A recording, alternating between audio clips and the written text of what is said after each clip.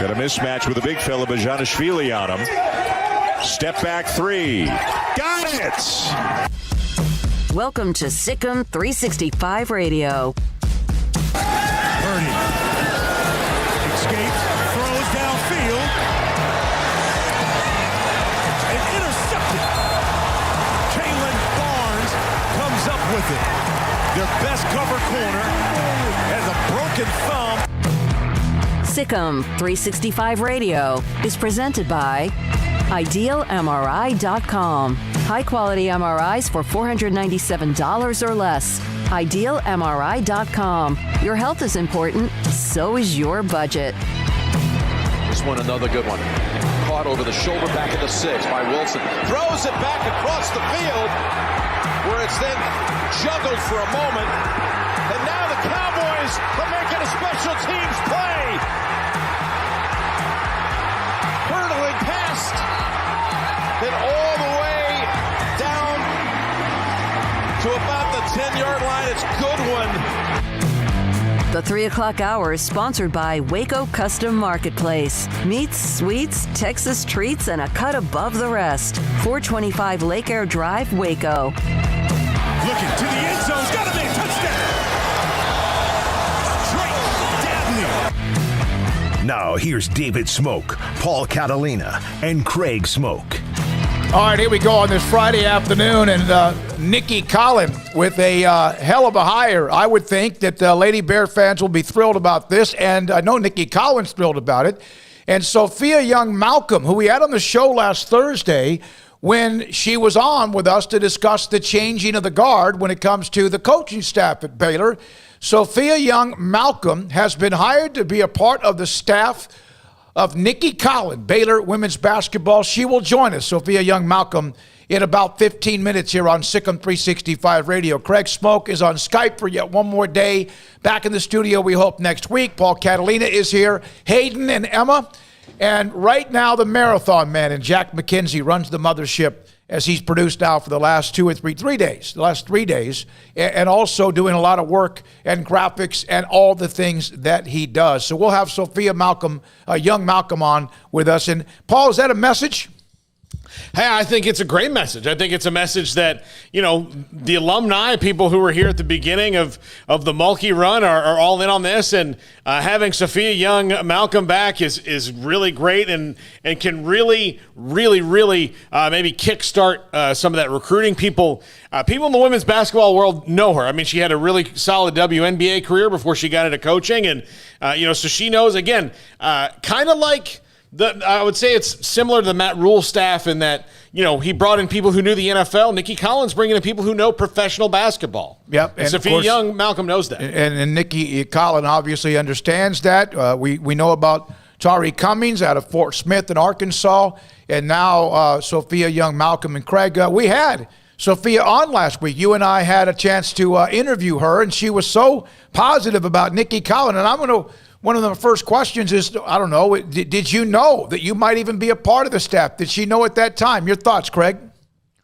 Yeah, on the message part, I don't think it was a message directed anywhere in particular. I just think in general it was, hey, I'm, looking to look to the past in a way and bring in somebody who knows what it's like to be a Lady Bear, who knows what this program stands for. One of the things Sophia said, over and over again last week. And I think it's funny because I think Nicki Collen's kind of tired of the Kim Mulkey questions. Like she's not intimidated by the shoes that she's walking into. And I think Sophia Young kind of had that same attitude last week about Nicki Collen of like, well, yeah, she's replacing Kim Mulkey, but so what? Like, I mean, she's obviously up for it. She knows what she's walking into. So I think that mentality that Sophia had will help with Nicki Collen as well. But this is hiring Sean Bell. This is like Paul was saying, this is Matt Rule hiring Sean Bell is what this is. Bringing in an old player who was well loved and respected, and who the fans love and all that. So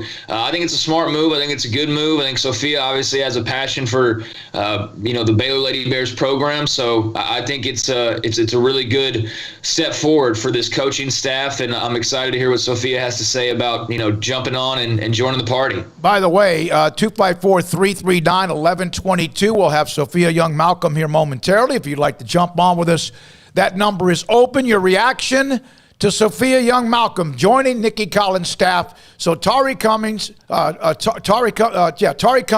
Sophia Young, and so you have Cummings, who played at Oklahoma State and obviously was coaching at the junior college level, and then Sophia Young, a WNBA champion, not to mention an All-American at Baylor and a part of that 2005 national championship. And Brian Etheridge today, up in the premium section, put up a story, the rebrand and rebuild of the Lady Bears transfer portal notables, but also they've got work to do. And now, of course, another addition with Sophia Young. Perhaps that catches the attention because they do need to find and scratch and find and cultivate some of that high school talent. And they're starting to do that. I don't think there's any question about it. 254-339-1122 is the number to call. Also today, Grayson Grundhafer at 345. Baylor got a commitment from Belleville running back Richard Reese. He's going to join us today at 4 o'clock, and Grayson breaks that down.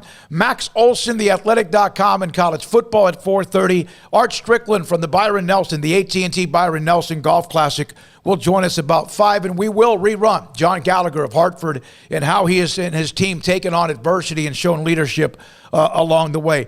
Richard Reese, I had a chance to visit with Richard, his father, and his coach, Grady Rowe, and we'll have him today at 4. Very interesting young man and a very dynamic type running back, and that will be today at 4 o'clock. And then yesterday also, as we're closing out the show, the recording is on. The Mark and Paula Hurd court, the floor of the new arena. You know, we've been talking about this with Mac now for a long, long time, and it was just a matter of when they're going to start digging and all that, and that still remains to be seen. But yesterday, Baylor discusses how they have raised their $1 billion in their campaign, but also that the Hurd family will be the ones with their name on the floor. And there's been some images of the floor. Perhaps you've seen them, and we might try to get that in front of you here in just a second. But Paul, Catalina, your thoughts? That means you're going to have, we knew the arena was coming, and we know where it's going to be, pretty much what's going to be near the Robinson Tower on the west side of 35 off University Parks. And now you're talking about the name on the floor as they start to release the future of what else is going on. Whose name was going to be again? It's going to be the Hurd family. Oh, so it wasn't? It's going to Hurd family. Okay, just curious. Just curious as to that it was going to be somebody who gave money. And I'm telling you right now, I do think, and there's going to be a couple of people that said, this is really something that was going to be released a couple of months ago. This was going to be released a couple of months ago, and then, of course, you had some of the flare-up and some of the chatter and some of the maybe complaining or whatever. It's going to be named after the Hurd family. Mark Hurd, of course, has passed away. Paula Hurd, his wife, their names will be on the floor. And it's something that got caught up and probably delayed a little bit as they were trying to figure out and get through the chatter. As well it should be, given the fact that they are giving a huge amount of money for the court to even happen. So, that's what you should do. You should name things after, donors and sponsors first. I mean, I get that. If they want their name on it. Yeah. Now, look, if the Hurd family said this is how you get the money, then you go, all right. What the North Texas football stadium's named after Daryl Dickey, isn't it? Or who is it named after? Who's that? The coach that was. I mean, they had to name the football stadium. North Texas. North Texas, they named the football stadium after because the donor said, I like this coach and this is what I named after. And then they fired the coach. But, you got to get the money, And listen, once you've built the stadium, you can change the name to whatever you want. So, but you got to get the money. It's not like he can take it back and he's going to tear it down brick by brick. If you look at the buildings up and down University Parks and the stadiums, there's names of those who gave to get those things built, including McLean Stadium, even though Drayton wasn't.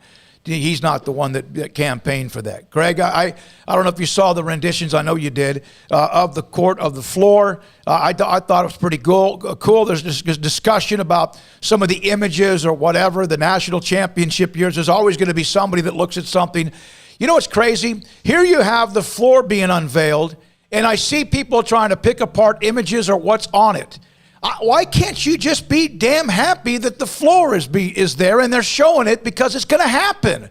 Why? Well, the floor is being unveiled, and you're spending the last 2 minutes talking about the person it won't be named after and the small amount of people complaining. So, like, those people can bug off. And I will say that to the people complaining about the design, and Armstrong was one of them, there are a couple of, valid points, like the national champions being grouped together. Yep. I don't agree with that. I do think that that's a complaint that should be reviewed afterwards. Why should the men's title and the women's titles all just be lumped together as though only one program's on that court? So I think that's more or less what people are pointing out is just graphically what it looked like. I know Armstrong, one thing that he said was like the way it looked in the middle of the court was a little odd, and I saw somebody else make the same comment like that. So let's not focus too much on the negative. It's a tremendous gift by the Hurd family. The fact that they've reached $1 billion when that project was announced just 3-4 years ago.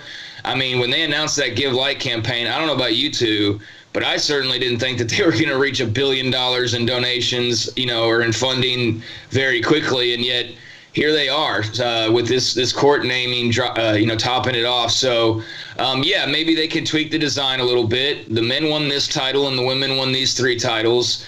And maybe they can clean up the middle of it a little bit for whatever complaint was that I saw yesterday. I don't even really recall exactly what it was, but it's just maybe less busy or something like that.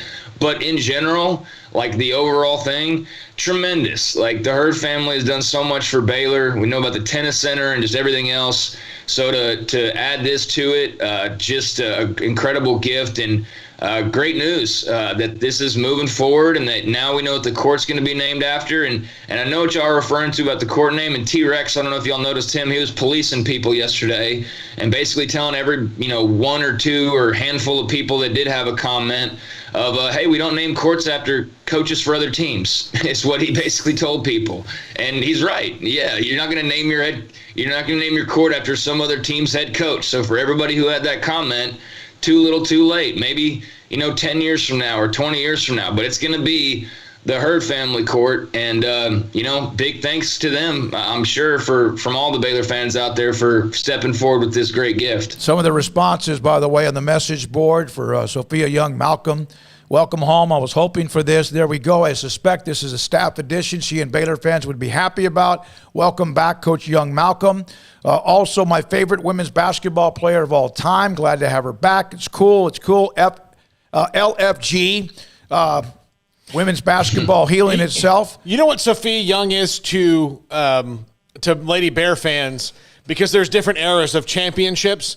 And this I don't know if this is a fair comparison or not, but in my head it is. She's the Roger Staubach to maybe like Odyssey Sims or Brittany Griner's or Lauren Cox's Troy Aikman. Yeah. So like that's what she is. I mean, she is the first of like Lady Bear star of that era. No, there's no question about it. Yeah. I did not live in Waco until 2013, so she was, obviously well before that. I didn't know jack squat really about women's college basketball outside of just like, hey, UConn's really good. Obviously, Baylor had gotten really good. But I remember the name Sophia Young. Like, Sophia Young was that much of a star that, she got lip service and got talked about, in circles that normally probably wouldn't be talking about women's basketball, or at least got highlighted enough. So, yeah, Sophia Young, even to someone like me who wasn't, some giant Baylor fan, I'm like, yeah, Sophia Young's a badass, Yeah. So I think that's awesome that not only will Baylor fans recognize her, but I think just a lot of basketball fans in general, women's basketball fans especially will recognize her as well. So, again, it's like Paul said, and I followed up on it. It's hiring Sean Bell and bringing in a legend, bringing in a fan favorite. So I'm all for it. From Ryan and others, I love the Lady Bears are coming back to help Nicki win. Awesome choice. Love the hire. Now let's go work for 2 or 3, 4, 5 transfers to particular front court. Wonder if they have reached out to Nina Davis. I don't know if Nina wants to come because she's so close to family right now. And then Ryan again would like the championships to be separated on the court. Women's 3 should be highlighted. Men's 1 as well. Don't lump together. From Marshall, I'm so happy about this incredible hire. And then Ryan again, she could probably get paid more and take care of them the way they do. And talk about Nina Davis. And then Ryan again, I love bringing back Sophia Young-Malcolm, who was a star, an NBA, WNBA champion. and also she'll join us here momentarily on SicEm365 Radio. Overall, it seems like the reaction's been incredible. She's one of the originals, is what is said, 1984, Baylor 1984. She brought that first national championship home to Waco. So those are a couple of the stories from today. We'll hear from Art Strickland today, the AT&T Byron Nelson being played on that new course in McKinney. He'll join us a little bit after 5 today as well. Now, let's get to the Richard Reese, and Sophia may be calling us at any moment. Let's get to Richard Reese and that commitment. Again, he's a senior at Belleville this next year. He had almost as many yards last year, and I think what would have been 3 less games than he had as a sophomore because they had some games canceled because of COVID. Had 26 touchdowns, 20 the year before. Belleville plays in the same area. You know, they play Sealy. They play LaGrange. I'm some of the teams they play. They played Cameron Yo last year as well. And then on top of that, Richard Reese has great bloodlines and lineage. He's got a couple of older brothers that we'll get into that with him as well on SicEm365 Radio. But we're now joined by the latest member of Nicki Collen's staff for the Lady Bears, one of the great names in basketball history, and former Lady Bears great, Sophia Young-Malcolm, who we had on the show just last week to discuss the hiring of Nicki Collen. And Sophia won. Hey, congratulations. What's today like for you? Well, it's exciting, to be honest with you. I'm like so pumped and ready to be in Waco. So it's a feeling of joy and just ready to get to work. When did you know? Because when we had you on last Thursday, had Nicki reached out to you, and you have any inkling this could happen? No, actually, when you and I spoke last week, no. I spoke to her that Friday after. So it all started on that Friday right after I spoke to you guys, and then everything just kind of happened over a weekend. How long have you been thinking about coming back to Baylor, or thinking that's something you would want to do? Well, I thought about getting back into college coaching for a minute. But obviously, with life and kids, you just kind of like, oh, when is the right opportunity going to present itself? And so, you know, you try to like formulate something and say, okay, well, this, and this, but it just never feels right. But for this, whenever I spoke with Coach Nicki, and we were just kind of talking about what is it that I wanted to do and how is it that I felt like I can be the most beneficial to these young women that are going to only play 4 years, and then life happens after that. And so I just kind of shared with her what is it that I wanted, and she was like, yes, and yes. And I was like, all right, cool. Let's do it. So, Sophia, what was that phone call like? When Nicki Collen calls you, when do you kind of get the heads up that, like, hey, she's not just, talking to a former player, she's like kind of picking my brain here. And what was the conversation like where the job was actually offered? What was that like on your end, and what did that mean? Well, whenever you're speaking to someone for more than like 10 minutes, I know there's something that they're, obviously looking to get towards. And for her and I, the conversation just flowed so smoothly. And we connected in so many different ways, and knowing so many different people, being from the for her coming from the WNBA, and obviously being in college coaching, and knowing one of my former teammates. So I felt her energy, and I felt that this is something that a place where she feels like she can really continue what Coach Smoaky started. And being that I played for Coach Smoaky, for me, I wanted to go back and help. So whenever her and I were on the phone and we were just talking, I can feel myself getting excited about her vision and what she wanted, to continue to do in the program. And so I just thought, I would absolutely love to come and help you in any way that I can. Well, you told us what your reaction's been. What has been the reaction of others texting or calling you?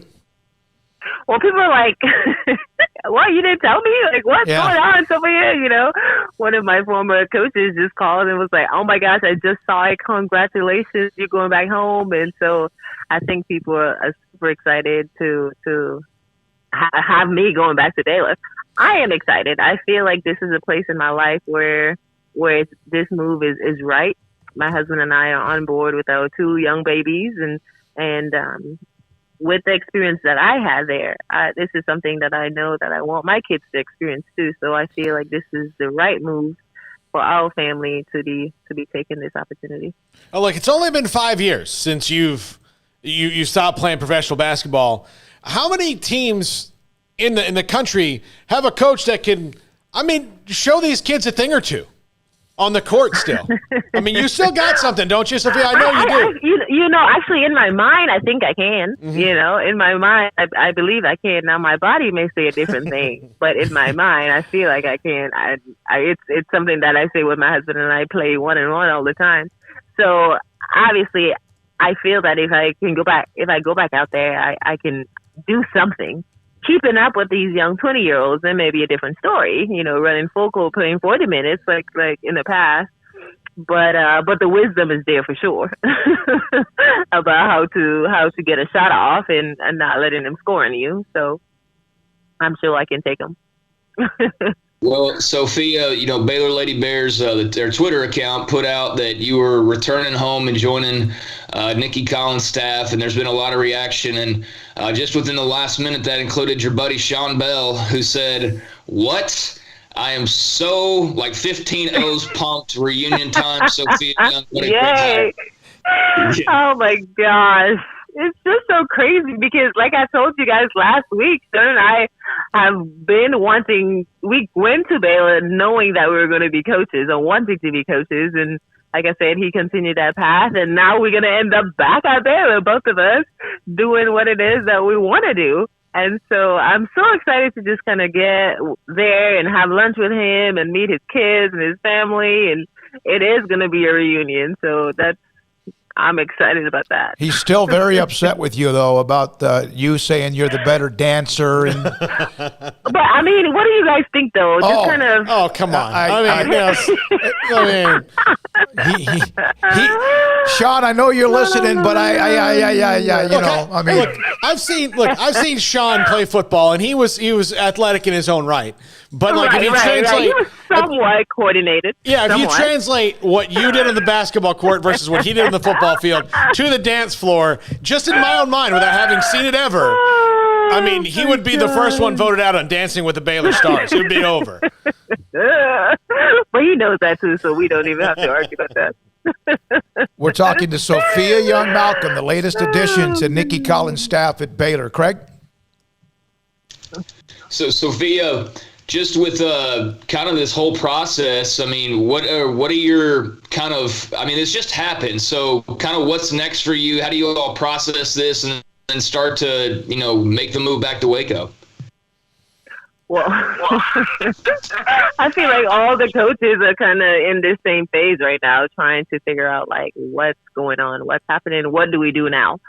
Mm-hmm. I just got to receive a text message from Coach Nicki and say she's going to be back in Waco soon. So then we're going to go from there, just because it's been such a whirlwind for everyone. Mm-hmm. And obviously the program needs to get going, right? The players need to see us there and so that they can start feeling a little bit more settled and confident and knowing what's happening with them. So for us right now is to try to get there as soon as possible.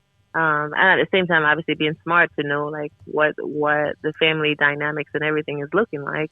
But thinking player wise, and Nicki has said this and I'm sure you guys are gonna hear it all the time. She's about the players. The other things is about the players. And for me coming there, it's about them too, because my role is to get them equipped for life after this, after these spotlight go off. And that is something that I know very well about. How do you handle when things are not, when you're not playing anymore? What is life looking like? And I'm so ready to just kind of teach them about life and how to do that on and off the court. I had one question. Did Coach Collen and Sophia talk at all, or at least have a chance to talk yet, about managing a coaching career and raising children? I think that's just a life thing. You just almost you just do it, right? I don't think there's any remedy to it. She talks about, wanting to pursue her career and kids are there. And whenever she first went back to work, how she felt like a bad mom because, somebody else having to watch her kid, would they love her child as much as she does? the thing that every mom goes through whenever they have to, go back and leave their kids and go back to work or send their kids to daycare. It's one of those life situations. And at the same time, your kids want to see you doing what you want to do, right, and what you love to do. So it's definitely a fine line and a balance. But yes, we have talked about that, and there's no remedy to that. It's just life, and you just do it as it comes. Sophia, obviously the hiring with Nicki has been it just happened. She also hired Tari Cummings, who's from Fort Smith in Arkansas. She's on her way down, and there'll be others as well. I know you can't tell us too much, but did you guys talk about trying to get a kickstart and trying to get down, hands on the ground, feet on the ground, and recruiting and getting some people on this roster from the attrition of losing 2 or 3? We did not yet. It's been a tough 2 weeks. I don't say tough, but it's been a whirlwind of a couple weeks just figuring out what's going on. And that's what I'm saying. I think for the players, it's going to be a matter of getting the coaching staff there as quickly as possible so they can feel settled. But no, we did not talk about that. Sean Bell on Twitter, unbelievable person. Baylor just got better. Come on now, you know the answer to that. Come on, hey. I did say I knew you'd be pumped up. As Craig mentioned the tweet, you took every class, I think, at Baylor with her, right? Who was the better dancer? And he goes, come on now, you know the answer to that. So that's going to be something you guys can play back and forth with. And we'll never let him forget the answer to that. Craig Smoak, Paul Catalina, David Smoak with Sophia Young-Malcolm, the latest addition to Nicki Collen's staff at Baylor women's basketball. Sophia, when was the last time that you spent any prolonged time in Waco? Like more than just a day? When was that? It's been a while, actually. I think the last time we spent more than a day was whenever we did the reunion, the 2005 reunion for that championship game, which I think that was in 2015. Oh, that's been a while. Yeah. So usually it's just a day's trip for me when I come there. Well, things have changed. You're going to enjoy it. I keep hearing that. And I see it obviously on TV, and when I come there, I just kind of, drive through and you're just blown away by it, but never really get to live there and experience all of that. But so I am very much looking forward to learning about all the new restaurants, all the new places, and feeling at home there again. Yeah, well, there's tons of new things to check out. There's also, at least for right now, for the time being, a lot of construction that you'll see around 35, but it'll all be for the better. Sophia, just from talking to you last week, and we've already touched on how, at the time when we talked to you, you had no idea this was going to happen. Are you just kind of pinching yourself right now? I think you kind of referred to it's just all been a whirlwind. Or could you just ever have imagined this sort of happening with the timing, I guess? You don't even will understand or believe the story about how this all came about, because it definitely is an answered prayer, and I believe that God just blew my mind and my husband's mind, my family's mind, with how all of this just took place within a weekend. Because everything that this job is allowing me to do is what I've been praying for to do, and so I wanted to do that here in San Antonio, but the doors never opened up. Yeah. And I just thought, okay, God, I thought I was supposed to be in San Antonio. Well, and I literally just prayed and said, it's up to you. You do whatever you want with me. And then all this happened within a weekend, and been praying for that, for, just praying to stay in San Antonio, and that with over a month or something. And then it was to me, God was saying, no, I don't want you here. And here you go. Yeah, you're this is here. exactly where. Yeah, it's this is where I want you to be, and I know that is the truth, though. That is the fact, because of how quickly it happened, and because of everything that is happening, and what this job is going to entail me to do, and I love every aspect of it. I know you got to go, and we appreciate your time. But anything else that Coach Collen shared with you? We had her on the day that she was introduced before the press conference that day, the introductory press conference. Anything else from her that you caught that kind of piqued your interest in something that she said that you went, man, this, and you've said that a little bit, but this is going to be great? I think like what I mentioned earlier, the fact that this is about the players. This is about the players, and that is what it is about, right? I mean, 4 years it just goes by so fast, and at the end of that time, literally you're just thinking, now what? So the vision that she has, and for my job in terms of like community engagement, is to just kind of get them involved in the community, so that way, whenever all of this is over, they still feel like they're a part of Baylor. They still feel like they're a part of the community. And whenever she said that, it's a buy-in thing for me, because when I played, I wanted to know that I was cared about. Yep. I wanted to feel like I mattered. I mattered to my coach, and it was not just like a transaction, right? Especially in the professional world, like you want to feel cared about, and you want to feel like you are part of something that you build and you grow. And I really like that. I really was behind her when she said that, because I am so much, when I coach, I was a players coach too. And it's like, it's all about the players. If I'm going to work for a program, then I want to be where, the players are going to feel like they are a part, they are family, and they can count on us in every way aspect because we've had so much life experience and we can guide them in so many different ways. And so we want them to always know that they can come to us for anything. So it's about the players, and it's always going to be about them. Yeah, the WNBA celebrating their 25th anniversary. Now, I know you weren't part of the opening of it, but you were pretty darn close. And you, of course, won a championship and were an all-star and all that. What were your thoughts thinking now that the WNBA is 25 years old?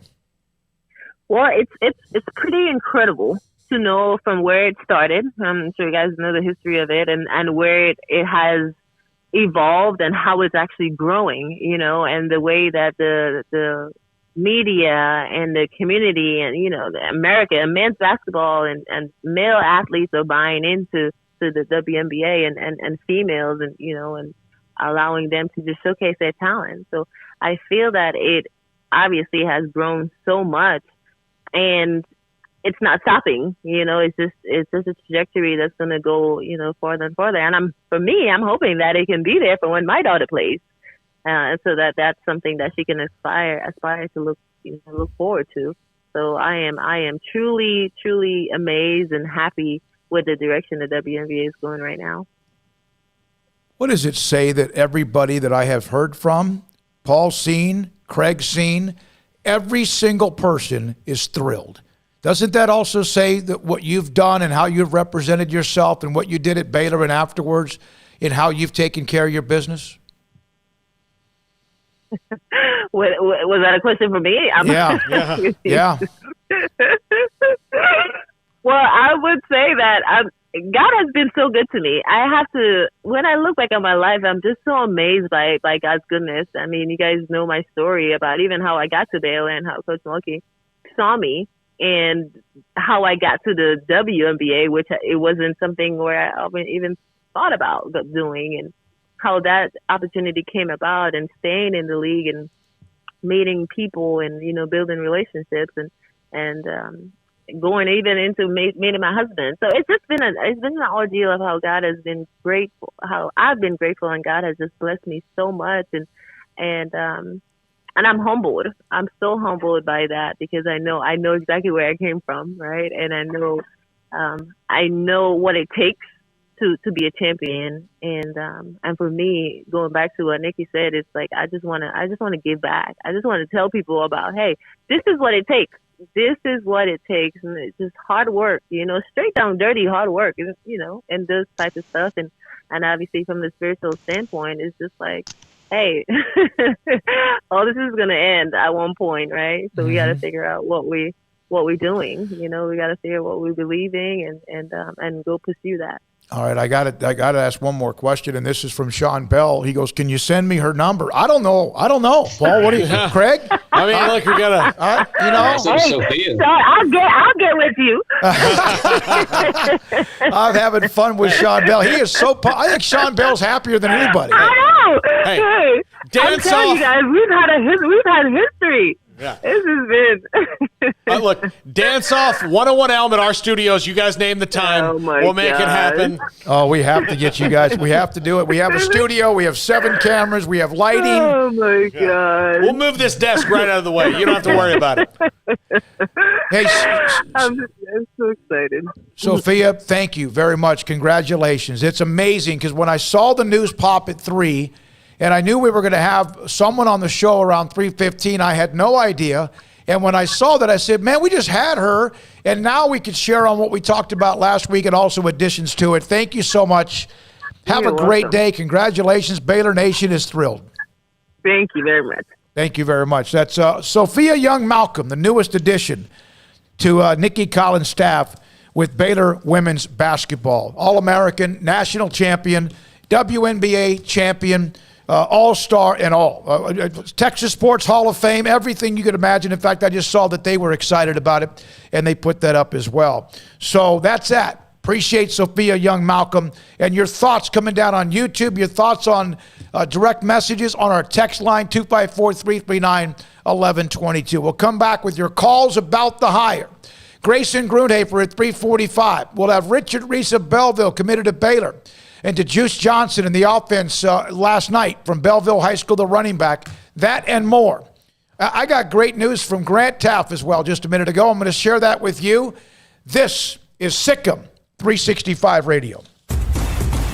Hey, this is Bryce Petty, former starting quarterback and 2-time Big 12 champion, and I know firsthand the importance of being in top shape both on and off the field. So listen up, men. If you're feeling beat down day in and day out and looking for that high-performance edge that separates the men from the boys, then look no further than the Petty Clinic Low T in Waco. Petty Clinic is a comprehensive men's healthcare clinic with an atmosphere catering to men. Board-certified Dr. Kent Petty has a special interest in offering the highest quality medical care to men of all ages. Some of the services offered include screening and treatment for low testosterone or thyroid, infertility, high blood pressure, diabetes, high cholesterol, sleep apnea, while offering comprehensive wellness exams and complete men's health lab panels. High performance men, remember, it's not just a Petty thing. This is Bryce Petty, encouraging you to reach out and Google search Petty Clinic Low T or go to pettycliniclowt.com and get your complimentary lab screening today.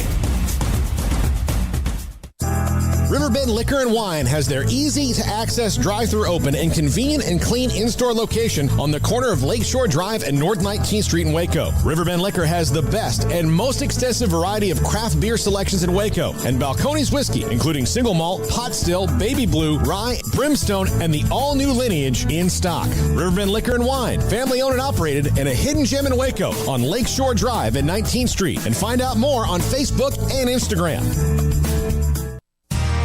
How did Edward Jones become one of the biggest financial service companies in the world?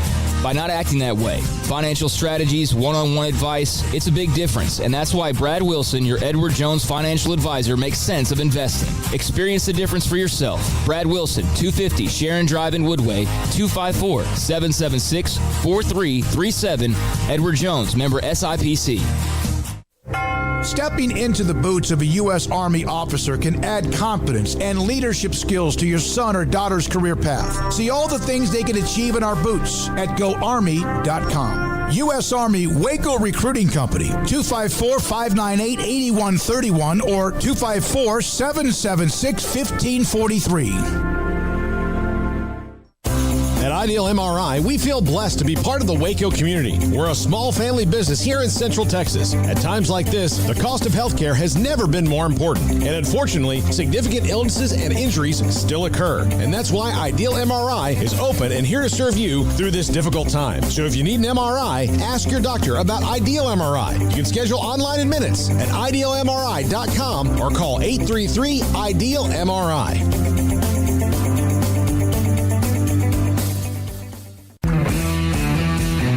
At Marco's Pizza, get craveable pizza made the Italian way with dough made from scratch, an original sauce recipe, 3 fresh signature cheeses, and premium toppings you love, served hot and safe. Right now, you can get unlimited medium one-topping pizzas for just $6.99 each. Why stop at just one? Order with your app or at marcos.com for curbside, carryout, or delivery today. Marco's, pizza lovers get it.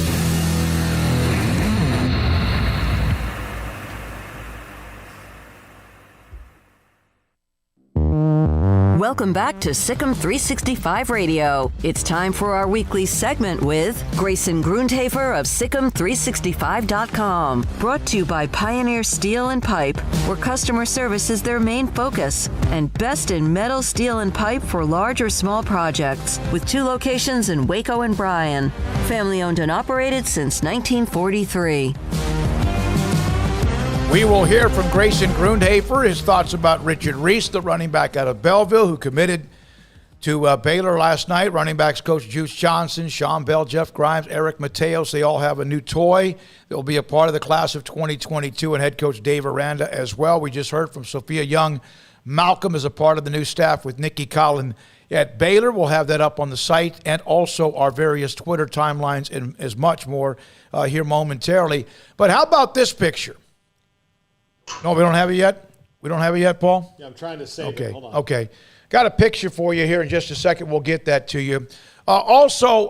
Richard Reese, as I mentioned, the running back at Belleville. Craig, your thoughts about Richard Reese and what you know about him or what you've seen about him, and that's a part of the class of 2022. Well, I mean, we'll have to wait for Grayson to get more of a breakdown because I'm not a film guy. Don't pretend to be, but I like the numbers that I saw. I like the, nearly 4,000 yards of offense over the last 2,000 seasons and over 4,000 over the last 3 seasons.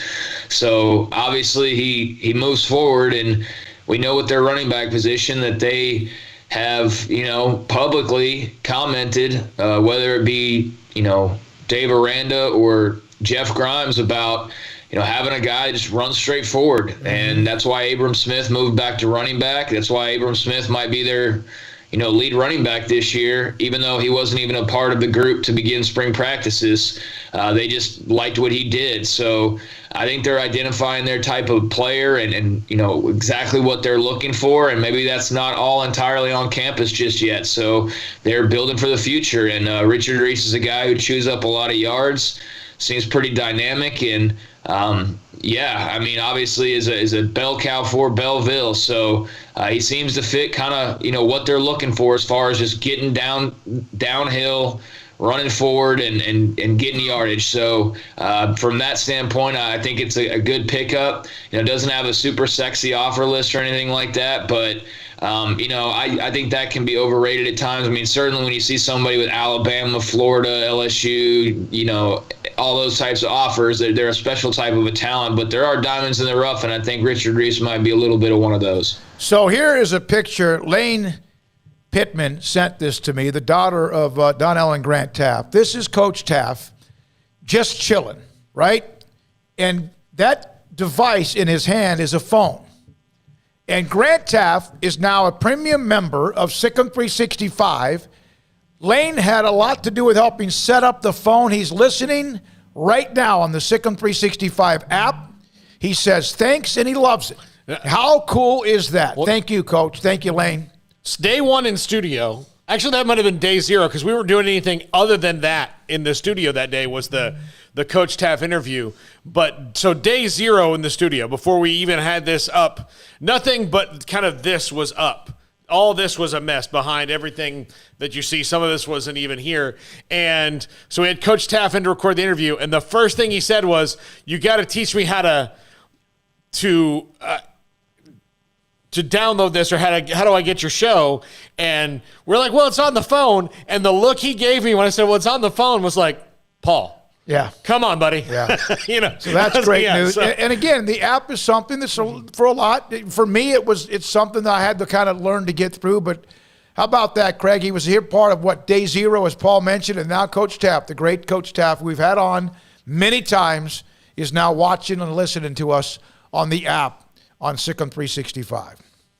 I think that's awesome, and if you're a Baylor fan who's not a member, I think, what more do you need to know other than Grant Taft's a member, and I can assure you that there are other coaches, even currently on staff, that peruse those boards and look around and keep up with, what's going on the site, because it is such a growing community of Baylor fans. So, yeah, I mean, over the last couple months between the men's team and then, the Mulkey transition, the hire of Nicki Collen, now the hire of Sophia Young, spring football. It's been a really busy but great time. And then, now you've got men's tennis, you've got baseball, you've got, all sorts of stuff still going on. So definitely jump on board. I mean, if it's good enough for Grant Taft, it's good enough for everybody else that's wanting to know about Baylor athletics. And so, just really appreciate him and the whole family for their support from day one, basically, like you said. He was a part of day one of the show, Lane. Again, we appreciate Lane Taft-Pittman for helping us out. Donnell listening as well. They just dropped off a little something with us that we're going to have something be able to put up on the wall here in the studio of the legend himself, the icon in Grant Taft. We'll hear from Grayson Grunhafer here momentarily. Richard Reese of Belleville as well. In fact, Grayson now ready and joins us on SicEm365 Radio. And Grayson, thank you very much. Richard Reese will join us in the next segment. Let's discuss and break him down. Your thoughts about what it means and kind of the journey of him becoming a Baylor commit. Yeah, it's a really interesting, situation, because if you look at Richard's offers, just Houston Baptist and Texas State before Baylor offered a couple days ago. Obviously, it did not take long for him to make a decision to commit to the Bears. I know that Juice Johnson played a big role in his recruitment, which makes total sense because, of course, Juice is the Baylor running back coach. So if you look at Richard Reese's film, though, he does something, and I think everyone basically on the board has pointed this out. He gets downhill in a hurry. And that is something that these running backs on the Baylor roster really are trying to adapt to, and it's something that is really needed in Jeff Grimes' offensive scheme. So he does a great job with that, and I think that is a huge reason why Baylor was so interested in him.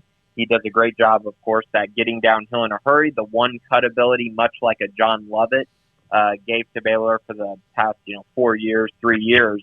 And so I think Richard Reese is going to fill that role really well. He's only about 5'10", 175, but I think if you turn on the film, he looks bigger than that. He also looks fast. I mean, he looks explosive, runs away from guys. So I think he's going to be a prospect who, when people see him on the field, a lot of people are going to wonder, why does he only have 3 offers? And when people see him at camps, if he goes to a bunch of other camps, I think, again, people are going to be like, man, how did so many schools miss out on this kid? Because I think he's a fantastic runner. And as far as the 2022 class goes, this is kind of what we've been talking about. I've been pretty consistent saying that the staff was going to take a running back in this class. Even though they're pretty deep at that position, they were going to take one. And that's exactly what they did with Richard Reese. Well, Grayson, I think you kind of illustrated why, is that if they don't have a guy in that large group that does exactly what they want, then they're going to go and try to find somebody who fits what they do. And then maybe those other guys get moved into other kind of roles within the running back position or maybe other positions. But, that's why Abram Smith's back at running back, right? Because they want somebody who gets, downhill fast.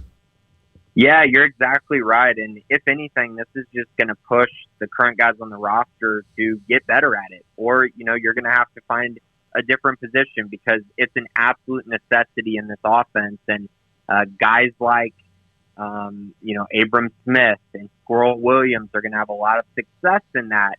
But a lot of the other guys, you were running a different scheme last year, and now you're having to adjust to it. Now, do I think the guys on the current roster can do that? Absolutely. Quaylen Jones, Jonah White, of course, Treston Ebner, and when Jordan Jenkins gets there, I don't think he's going to have any problem getting downhill in a hurry either. So I think these guys will adjust and adapt, but I think adding a guy like Richard Reese gives them another option moving forward, especially once 2022 is finished up. I have a non-running back question, Grayson, but I do have one running back question first. So in your mind, this is the only back they're taking? Yes, 100%. I would be stunned if they took another running back. They might take an athlete who plays running back, if that makes sense. But I do believe this will be the only for sure running back that they take in this class. All right, and he obviously is not the only commit from the last few days. Bryce Simpson, the big offensive lineman, also pledging. We have not talked to you, or you and I talked on the podcast, but for those that haven't listened or aren't on the boards, your thoughts on Bryce Simpson as well and his commit this past week. Yeah, this one is massive, and really anytime we talk about an offensive line commit, it's a big one. But for Bryce Simpson, Baylor was his first offer. He's 6'6", 310 pounds. Baylor found him early of course, that Cy Ranch connection continues to build for Baylor as it just seems like every class they've been able to land a prospect from Cy Ranch. And that's an attribute to Baylor and also to Cy Ranch for putting out terrific athletes as well. And Bryce is another guy that fits that bill. And you look at his film, very strong, a guy that moves people extremely well. He'll get that term a mauler. You know what I mean? He's going to get upfield. He's going to find someone to block and do his best to get them out of the play. And he does a really good job of that. Now, at the next level, it's going to be very interesting to see where he fits in. I know the staff views him as a right tackle or a guard. I think that's probably where he's going to fit into things. And they've been needing a right tackle for a long time, and I think Bryce could be that guy in the future. He had a good offer list. Ole Miss, Utah, Colorado, SMU, Houston are probably the top offers. But I would say a lot of people have to understand that he was I'm not going to say he was basically committed to Baylor for a long time, but he definitely was leaning towards Baylor for a long time in his recruitment, which obviously kind of turns programs away, I would say, at times. So I think he's a little bit under-recruited for what he is, and he's a guy that was a priority for this Baylor staff from day one. And for Eric Mateos, James Blanchard, Jeff Grimes, Dave Aranda to build a relationship with him and land, a guy who's 6'6", 310 pounds as a junior in high school, that's massive. So he's kind of a part of that controlled violence that Jeff Grimes talks about as an offensive lineman in this offense at some point? Yeah, definitely. I think that you look at his film and you can probably say he looks different than the guys that they have on campus. And that's not a slight to the guys that they have on campus, but when you see a guy who could potentially play tackle and is already 6'6", 315 pounds, that's very rare to find as a guy who's actually athletic enough to play the tackle position. So it makes Bryce very unique and one that this staff wanted very badly, and they were able to land him. So Grayson, they've got 3 O-line commits, and I know they'll probably want more than that. But let's take their class right now. Eliminate the D linemen and the O linemen from the conversation because we know they're going to want more of those guys. They've got 1 quarterback, so they're done there. They've got their running back, they're done there. So outside of O-line and D-line, and knowing they've got their running back and a couple tight ends and their quarterback, all that, where's the focus outside of the line play for the remainder of this class? Yeah, and the positions you hit on, I think, are pretty much done. I mean, Zach Tyron at quarterback, Richard Reese at running back, I think they're done at both of those positions. Tight end, you got Kelsey Johnson and Cody Mladinka, but you also have Kyan Roberts-Day, who might fit into that tight end room as well. So I think they're pretty much done there. I would be stunned if they took another tight end in this class unless they just really don't like what they have on campus. So, I mean, you take those positions out and you're kind of left with an interesting position groups, I would say. When you have wide receiver, which they're going to need to take at least 2, but I think this class will take 3 at the end of the day, even though they did bring in quite a haul in the 2021 class for the wide receiver position. I just think there's too much talent to pass on wide receivers in the state this year. So, again, I think it'll probably be 3, could be 2. So that position they definitely need to address. And then, honestly, I mean, you look at it and you go, when are they going to add some secondary guys? Because they have 0 secondary guys currently committed, so no corners, no safeties right now. And the reason for that is because they have a lot of targets that are kind of those upper echelon targets when you're talking about Jared Kerr, who's, in my opinion, a top 100 player in the entire country that they're trying to recruit. So he's kind of going to be one of those that you're going to wait a while to see where he ends up. Deuce Caldwell out of South Carolina, another guy who very, very highly touted, waiting to see what's going to happen with him. Robert Fitzgerald at Dallas Jesuit is another safety that they're waiting on. And cornerback is frankly the exact same way. They're kind of waiting on their top targets to either make decisions or cut Baylor out so the Bears can move on to their next targets. I would say corner is looking more easy to fill for Baylor. I can see some guys that I think could end up being Bears relatively soon, I guess you could say. You know, when you talk about Jalen Peoples, who Baylor's been in the mix for a while now, Dylan McKinney out of Colleyville Heritage is another one, Anthony Davis out of Dallas Skyline, are some cornerbacks that I think Baylor's pretty close with, along with Amari Evans, who could play receiver or cornerback. So, yeah, those positions, they really got to figure out how they're going to fill up a class with those targets. But I will say, I think the official visit period coming up in June is going to be big for that. And hopefully they can solidify those positions because they really need some depth there in this 2022 class.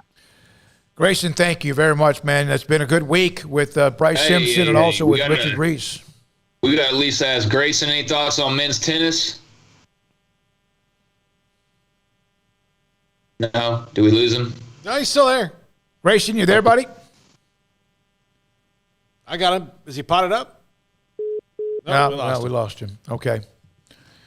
He didn't want to know it. He didn't want to tell us. Well, he's our men's tennis guy. Like, that's the men's tennis guy on staff. So, Ashley does equestrian. Grayson's got men's tennis. And everybody's got their little Paul with women's basketball, obviously. But no, obviously they're gearing up, and Sophia Young news is good enough as is. But I think this weekend could be, the tennis plays Monday, right? Right. Yeah, so we won't talk to him before then. But anyways, other good stuff that he had to say. So we'll get him next time. We will. And in fact, coming up next, we talked a lot about Richard Reese, the running back out of Belleville. Had a chance to speak with his father, his head coach Grady Rowe, among others. He'll join us next on SicEm365 Radio. PettyClinicLowT.com. Dr. Kent Petty can help you become the high-performance man that you want and need to be, and maybe you haven't been that person. Maybe as you grow older, you're one of the, out of every 3 men, that will have some sort of symptomatic issues with low testosterone. Could be your sleep, could be your focus, could be your energy, could be your performance in the bed, and also including what could be sex drive or ED. Hey, Dr. Petty will try to help you out. And in fact, he can. But what you have to do is contact him first. PettyClinicLowT.com. Go to the site, top left-hand corner, there's a phone number.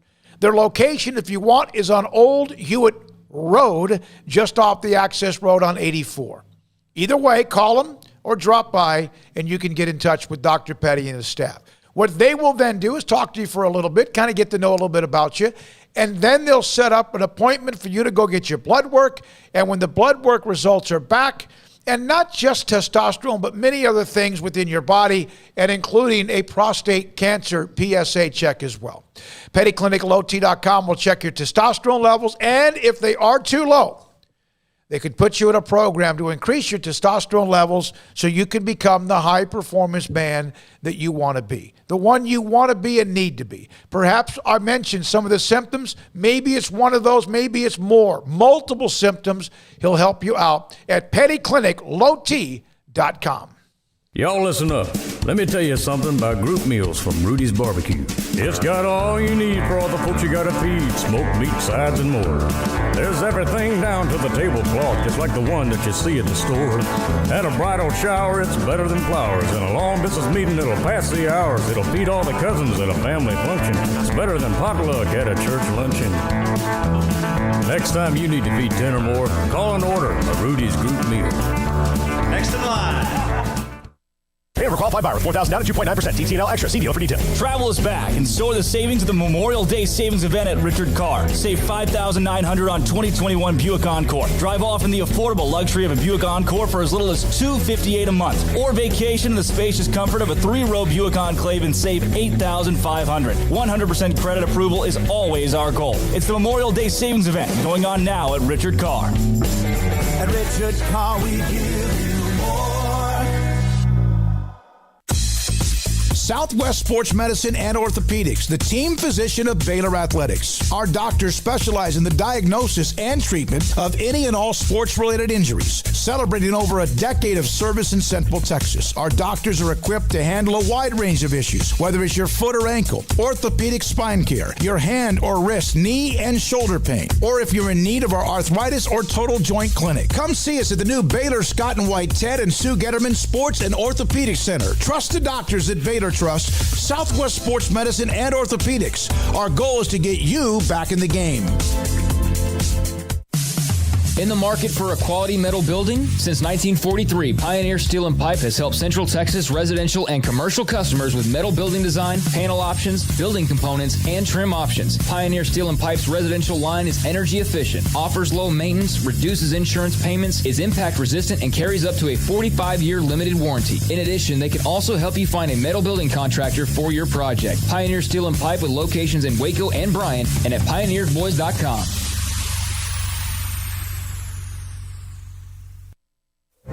Boots add protection. Good boots help you climb better and move forward faster. And when your son or daughter steps into the boots of a U.S. Army officer, they also learn how to lead. In these boots, they'll gain more confidence with expert training in one of more than 150 occupational specialties.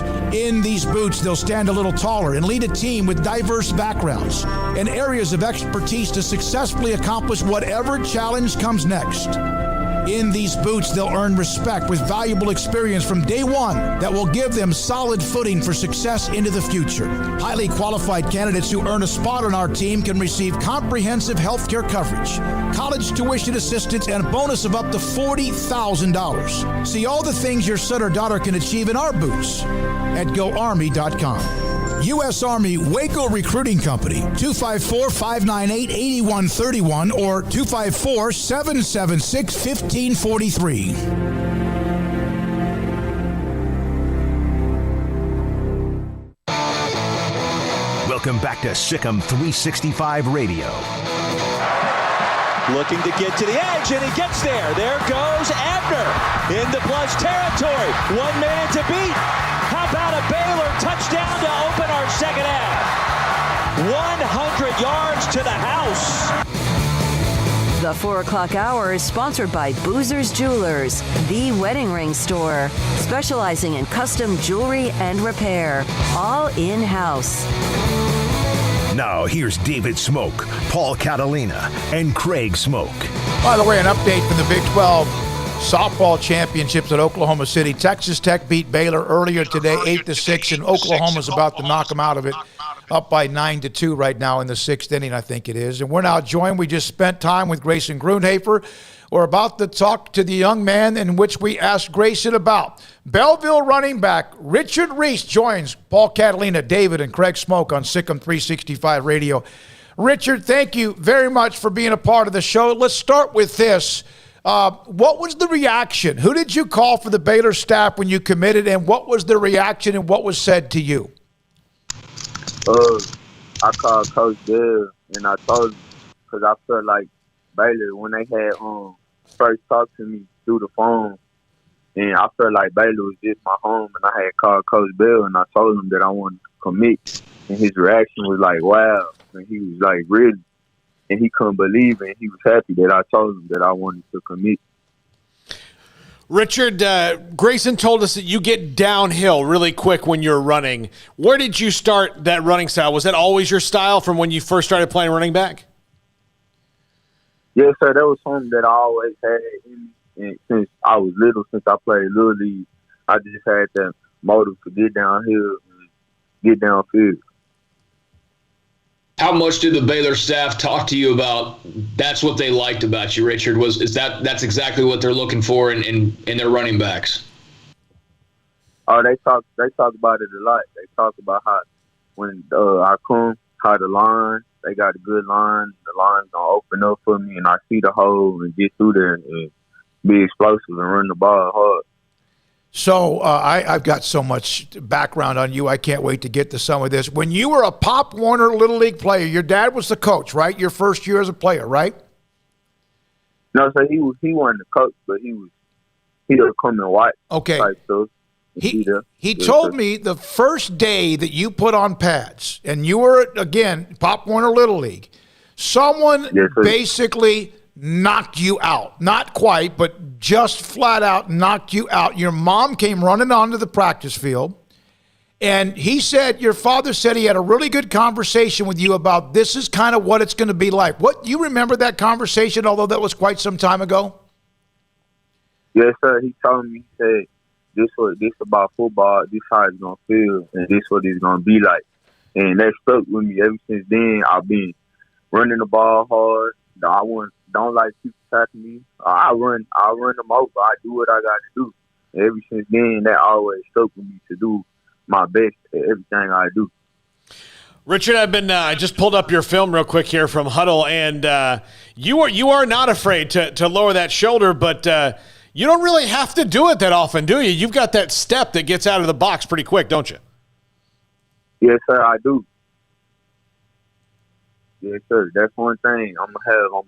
It's either if you're in front of me, I'm gonna run you over, or if you're not in front of me, I'm gonna get away from you. So I'm can do both ways, do both things. Richard, what did that mean? What was that like for you? And take us through it as you will to get that Baylor offer. Oh man, it was so awesome. When Coach Juice and Coach Bell had called me through the phone, and they had told me, I was shocked. Like, I was like, really? I couldn't believe it, and I was just happy, and I was proud to say that I got an offer from them. And like I said, when they had first called me on the phone, first time we got on the phone for the recruiting and all that, I had already felt like I was at home, like I was just there. Richard, do you feel like that now that you've committed to Baylor, and obviously there's a lot of others that people have seen you play, but do you feel like you have a chip on your shoulder for those that have not paid much attention to you? Yes, sir, I do. Yes, sir. What's that chip like?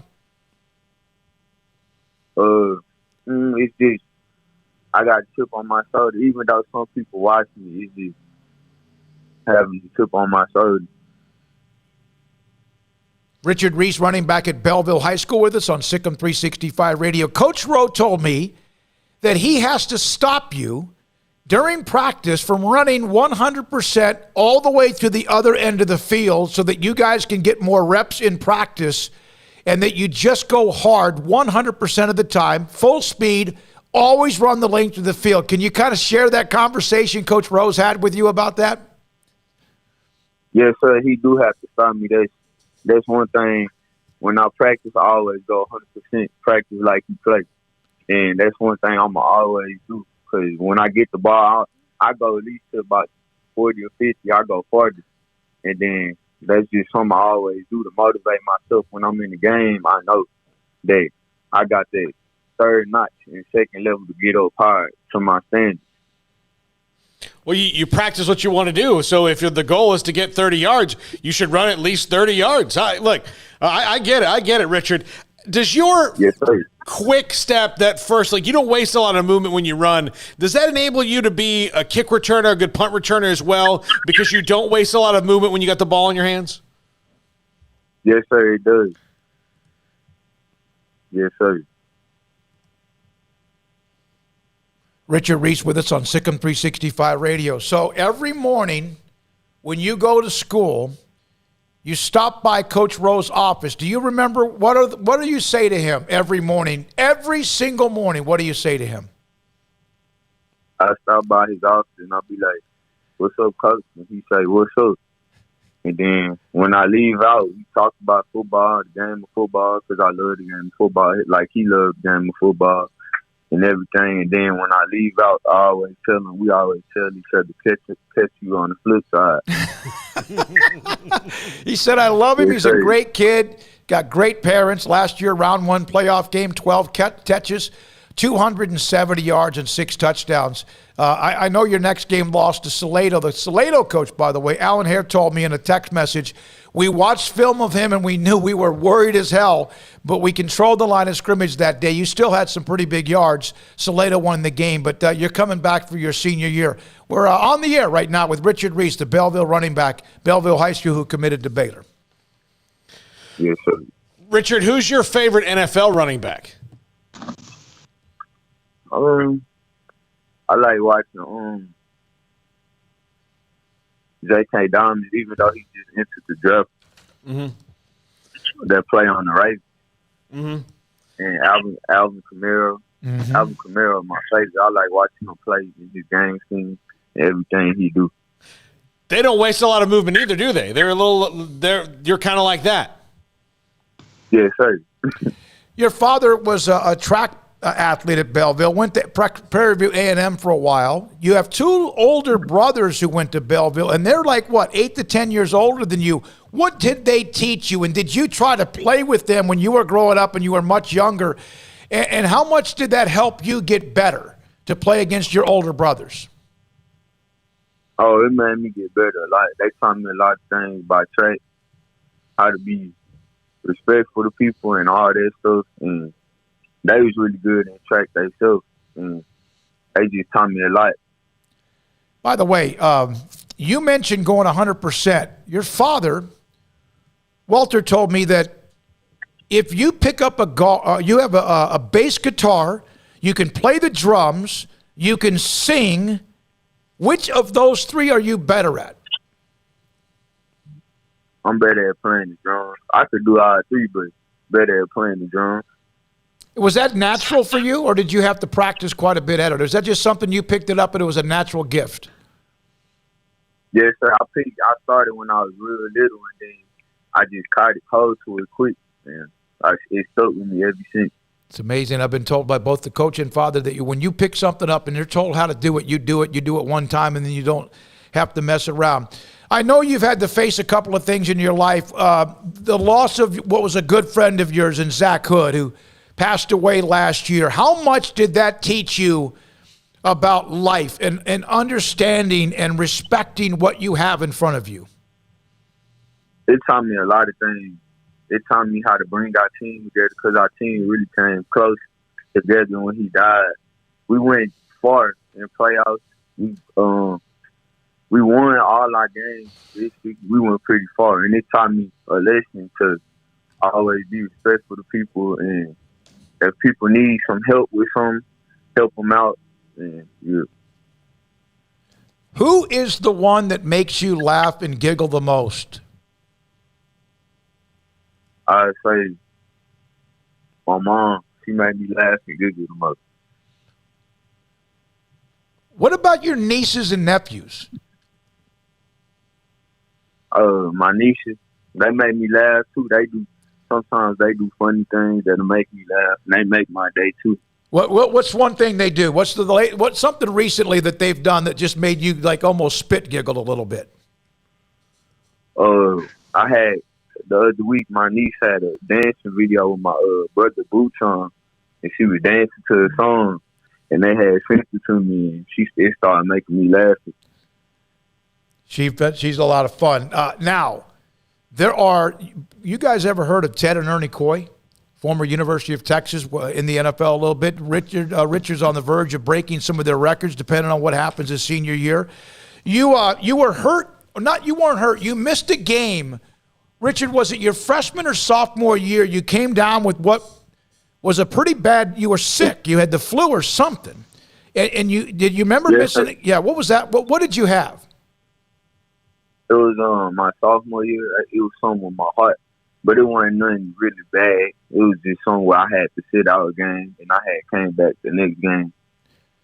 How hard was that for you to sit out the game against Sweeney? Oh, it was hard. I thought my coach put me back in. I wanted to play so bad. It was really hard just sitting there watching on that I could be out there just scoring touchdowns, giving it my all, doing it for my team and my coaches. All right, I got to ask you about Paul. Ask him, Craig. One of the two of you? Ask him about what does Richard do when he scores a touchdown? What's the thing he does? What do you think he does? I've watched him score a few. He doesn't. He just kind of turns right back around and leaves, right? Yeah. What do you do, Richard, when you get to the end zone? When you cross the goal line? What's the reaction you do with the ball? I just cross it, go to my sideline, hand the rest of the ball, and go back to the sideline. Act like you've been there before? Yes, sir. That's my way of playing football. Who are the guys you think about, Craig or Paul, that score touchdowns and just lay the ball on the ground and don't do much with it? Two great running backs. Earl Campbell. Earl Campbell. That's one. Barry Sanders. Yeah, Barry Sanders. Yeah. Emmett didn't. Well, Emmett used to kind of. Emmett had some fun with it too. Is there somebody in particular? You told Paul a little bit about Kamara and also others. J.K. Dobbins. J.K. Dobbins. Is anyone that when you saw that, is that something you were taught? Someone tell you that about when you scored, just act like you've been there before? No, sir, that's just something my dad always told me. He told me, act like you there. You don't got to be doing all that showing out, because you know that where you just act like you been there and play your game of football and don't do all that showing out. And that stuck with me. That's something that I always been doing. And it's respectful to act like you've been there and play your game of football and don't do all that acting up. Well, heck, you've been there 46 times in your last 2 years. You've been in the end zone a lot. Who told you this? You tell me who said this to you. Do all you can. Do it with all your might. Things done by halves are never done right. My dad, he told me that. What does that mean? Yes, sir. What does that mean to you? It means do all you can with all your might. Just put all your efforts in and do it with all your might and strength and glory, and just do it with the best of your ability and 100%. Richard, congratulations. Anything else you want to say to Baylor fans, to the coaching staff? I know you've spoken with them. What else you want to say to Baylor fans about you coming to Baylor? I'm just ready to go to Baylor. Go Bears, SicEm. I'm ready. And I think the fans are no question they're excited about you. I have been told you're an all-around gentleman, beloved in the city of Belmead. Richard, thanks for your time. Congratulations. Belleville. I'm sorry, Belmead's in Wake. Belleville, excuse me. Congratulations. Stay focused. Go have a great senior year, and we can't wait to watch you down the road. Yes, sir. Richard Reese of Belleville High School with us on SicEm365 Radio. Yeah, he also he knows Ricky Seals. Is it Ricky Seals Jones? Yeah. I think that's a cousin of his. Okay. And then also he's been close to the family. Also with Emmanuel Sanders is a kind of someone that he's also kind of always watched a lot as well. He wanted the number 9 growing up because Ricky Seals Jones, in fact, wore the number 9. Anything else, guys? No, I just remember Ricky Seals Jones was a major recruit. Didn't quite pan out to the levels that A&M fans had hoped that he would. But I remember he was a great player, and it was just a really highly heralded recruit. So wouldn't be surprised if somebody close to him would have had an impression made or had a little bit of that rub off on him. But no, I mean, I liked everything that he said, and he seems excited, and I'm excited for him. Between Sophia Young and her big hiring announcement, this young man being able to make his college commitment, it's just really cool stories and really positive stories for these people. So it's fun to talk about, and Baylor needs a running back in this class. They've got their running back in this class, and he seems to, from what Paul watched on film or whatever, and what I kind of suspected, he's a straight line, get downfield type of runner, and that's what they were talking about all spring long. So no surprise that he was of interest to them. So good to have him in the fold. Got to keep him in the fold, of course, because now being a Baylor commit, there will definitely be a lot of other teams that go, wait, who's this?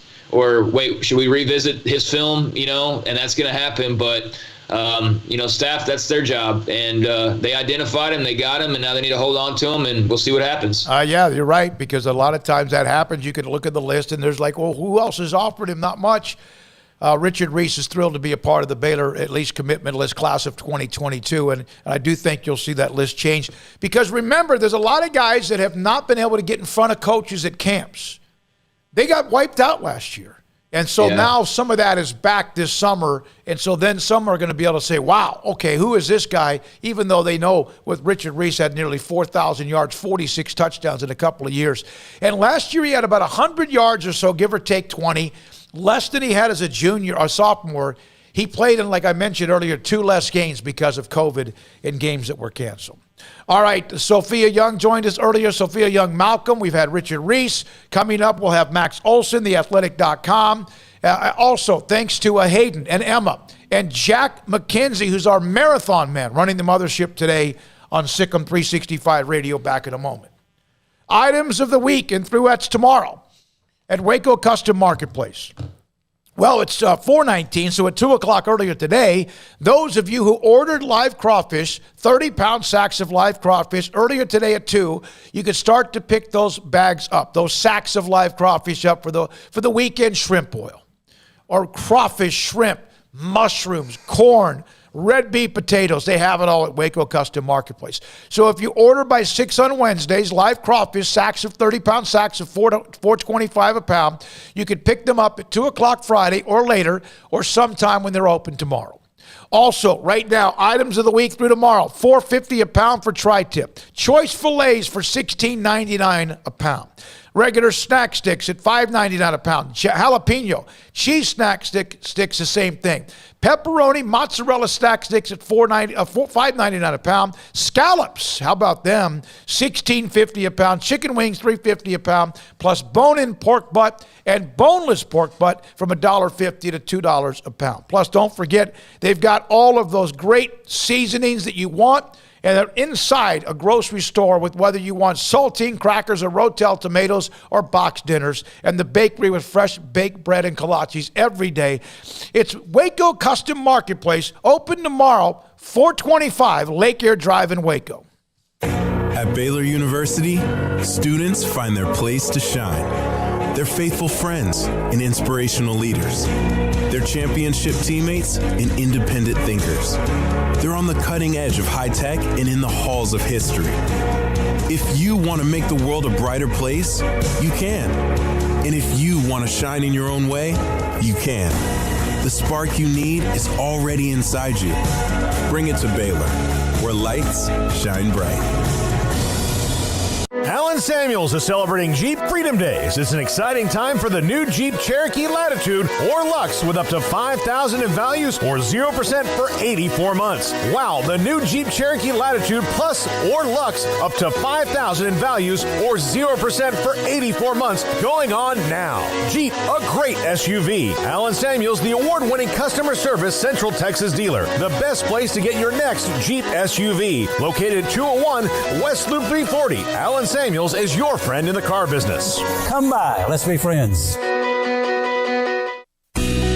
Let Camille Johnson Realtors guide you seamlessly through the process of buying your dream home or selling your current one. Commercial, farm and ranch, or residential. Camille Johnson Realtors can smoothly and successfully lead you through any transaction. With a team of 28 experienced agents who are excited about serving you, Camille Johnson Realtors services the entire greater Waco area. If you're in the market to buy or sell, contact Camille Johnson Realtors, 104 Midway Center in Woodway, or find them online at www.camillejohnson.com. Camille Johnson Realtors, elegant, charming, warm. Welcome home.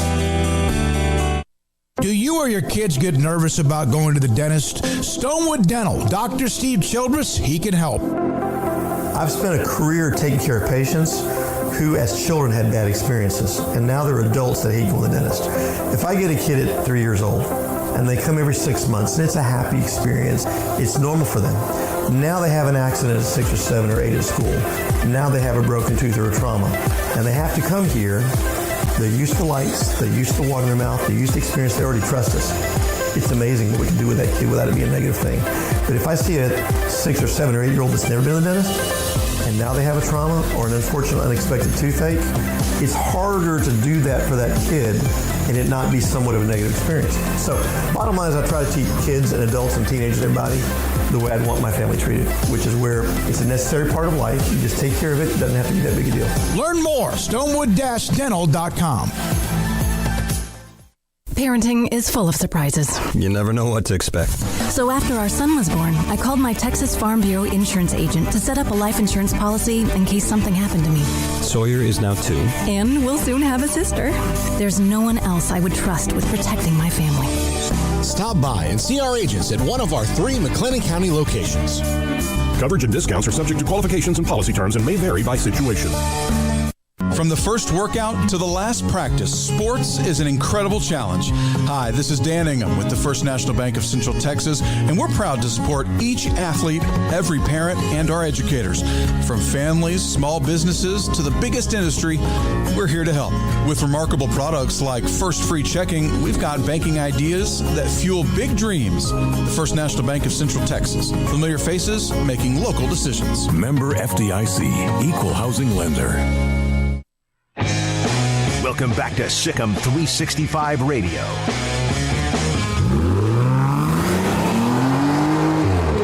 This segment on Baylor Athletics on SicEm365 Radio is brought to you by Richard Carr Buick GMC Cadillac, located at the Imperial Drive exit off Loop 340 in Waco. Proud supporters of all Baylor Athletics.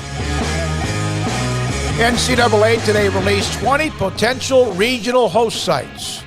They'll trim it down to 16 before selection. Monday, TCU, Texas, and Texas Tech all have been selected as possible sites. You would think TCU and Texas have one locked up. Both of them are inside the top, 5 or 6, and they're wrapping up the season here very soon. Baylor softball beaten by Tech 8-6 and then run ruled by Oklahoma 10-2. They'll play tomorrow. The third-place team in Pool B, I think it is, thanks to Scotty B, and pretty much their chances, of course, now of advancing. Now it's just a matter of where are they when it comes to the NCAA tournament and you know, kind of on that gray, I don't know if it's on that gray line. And the baseball team, they're on a good spot, but they still have a couple of weekends to go. They need to make sure they kind of finish with the Oklahoma State this weekend and then Oklahoma. Yeah, I mean, I don't know if they're going to win 2 out of 3 in both those series. That's going to be tough, especially on the road against Oklahoma State. But if they get 2 out of 3 in one and 1 out of 3 in the other, and you know, and close out that way, maybe get a couple good wins in the conference tournament, then I think they're fine. Baylor softball needs to win tomorrow because they're on the bubble, and so going 0-3 in the tournament would not do them any favors at all. Even if it's Oklahoma, who's of course not quite unbeatable, but very close to it as well.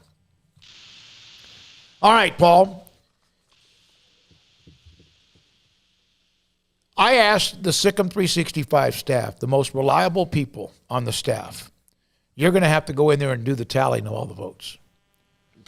I asked the question, who is the most reliable poster member on the SicEm365 premium staff? And I thought that made a lot of sense. The most reliable person when it comes to someone who has insight or knows something. Now, some might go to their like source 12 or source whatever it is, level 3 and all. The most reliable. And I had people who didn't understand the question.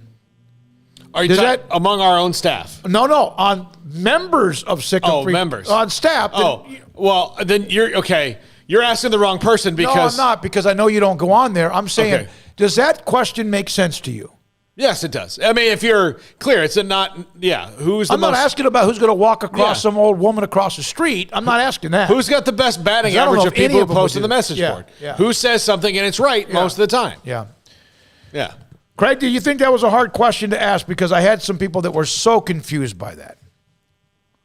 No, and I don't think it's that confusing at all. So I got some names here. Football Bob, one of our guests, right? Gary? Set Shots, one of them. Crash Davis, who I think maybe, God, I don't know. Sometimes there's a lot of people that aren't so sure. Clavin.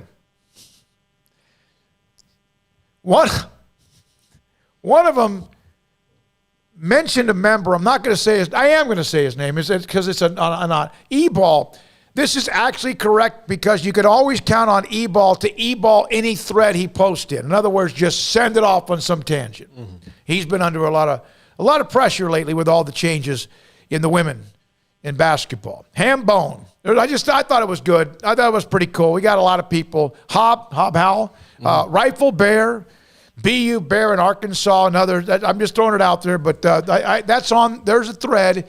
I thought it was pretty simple. Name your 5 most reliable posters, members, and it turned into, I don't understand the question. It's like, what was it earlier this week? Baylor is going to play Air Force in football in a home-and-home series. The soonest that can happen, and Craig put this on a Twitter feed or maybe is 2024. I think I may have put it up in the premium section. Baylor is going to play home-and-home with Air Force. The earliest they can play is 2024. And the very first post after that was not, that's great, was when are they going to play? If we would have known that, we would have said it. So we gave you the first option of 2024. And that's going to take a while, by the way. That Air Force and Baylor getting those games set it appears that's not going to just happen by the next week. That might take a few weeks because of just kind of getting through the schedules and much, much more. Craig, anything else on your radar before we take a break and come back with Max? No, absolutely nothing. Just looking forward to talking to Max and getting his thoughts, I guess, on various college football happenings. All right. Well, he joins us. In fact, he's been on maternity leave. Paternity. Oh, that's right. No, that would be a story. That would be something else. In fact, known Max for a while. It'd be a miracle. Been on paternity leave or whatever, and he's also been riding along the way. But Max, I think I tried to call you the other day, and all I heard was like you got to make sure that the bottle is always right there next to you, right? I cannot emphasize. I'm literally bottle feeding an infant as we talk right now. Oh my goodness! Bear with me if the bottle runs out here and we got a problem. You're multitasking right now. You're multitasking. Yes, sir. Always got time for you guys. How you doing? We're doing great. Great to have you on. We'll have you on during the football season constantly, but we give you a little break especially because of what you have with the baby. But Max Olson, theathletic.com. Mac, what are your thoughts? How much did you pay attention to what was said by the new Pac-12 commissioner yesterday? Well, it's hard to and kind of foolish sometimes to just have like the instant take on, oh, this is a great hire, this is a home run, this guy is everything they need and stuff. I remember back when Texas hired Steve Patterson, I probably wrote that and felt that too. And so the first impression can be a little misleading sometimes, but I was impressed. I was. I think the Pac-12 new commissioner, obviously, I think people freaked out a little yesterday morning when this news, which was really well kept, it's a well-kept secret who it was going to be. And I think once the name comes out, people were surprised. But I think he kind of checks all the boxes in terms of kind of what the issues that college athletics is running into now. Is a guy that can deal with live rights, a guy that can deal with events and stuff like that. Can he make all of the Pac-12's dreams come true in terms of catching them up to the SEC and everybody else? That's going to be a one step at a time kind of thing. But in terms of, especially when you go from Larry Scott to this, I would think it's going to be an upgrade, and it's going to be very interesting to see how his schools respond and can they make good on their goals. Max, I guess any conference commissioner or AD going forward, I guess the best question would be, do you have a grasp on what college athletics will be 10 years from now and not what it was 10 years ago, right? Yeah, absolutely. I mean, even right now, we are in just this really crazy time where college athletics is going to be totally different by the end of this year, and so, I think it makes a lot of sense to have someone who comes from, the lack of institutional experience of working at Pac-12 schools or whatever. Certainly that's a knock on the hire, but I can also understand this is somebody that can look at the problems facing college athletics and say, here's the position we need to get into, here over the next decade. So Max, one of the first things and that includes the playoffs too. I should add that includes the playoffs. I think that if he can make a real push and say, hey, we're serious about expanding the playoffs, because that would obviously improve the Pac-12's perception. I think that's a good place to start.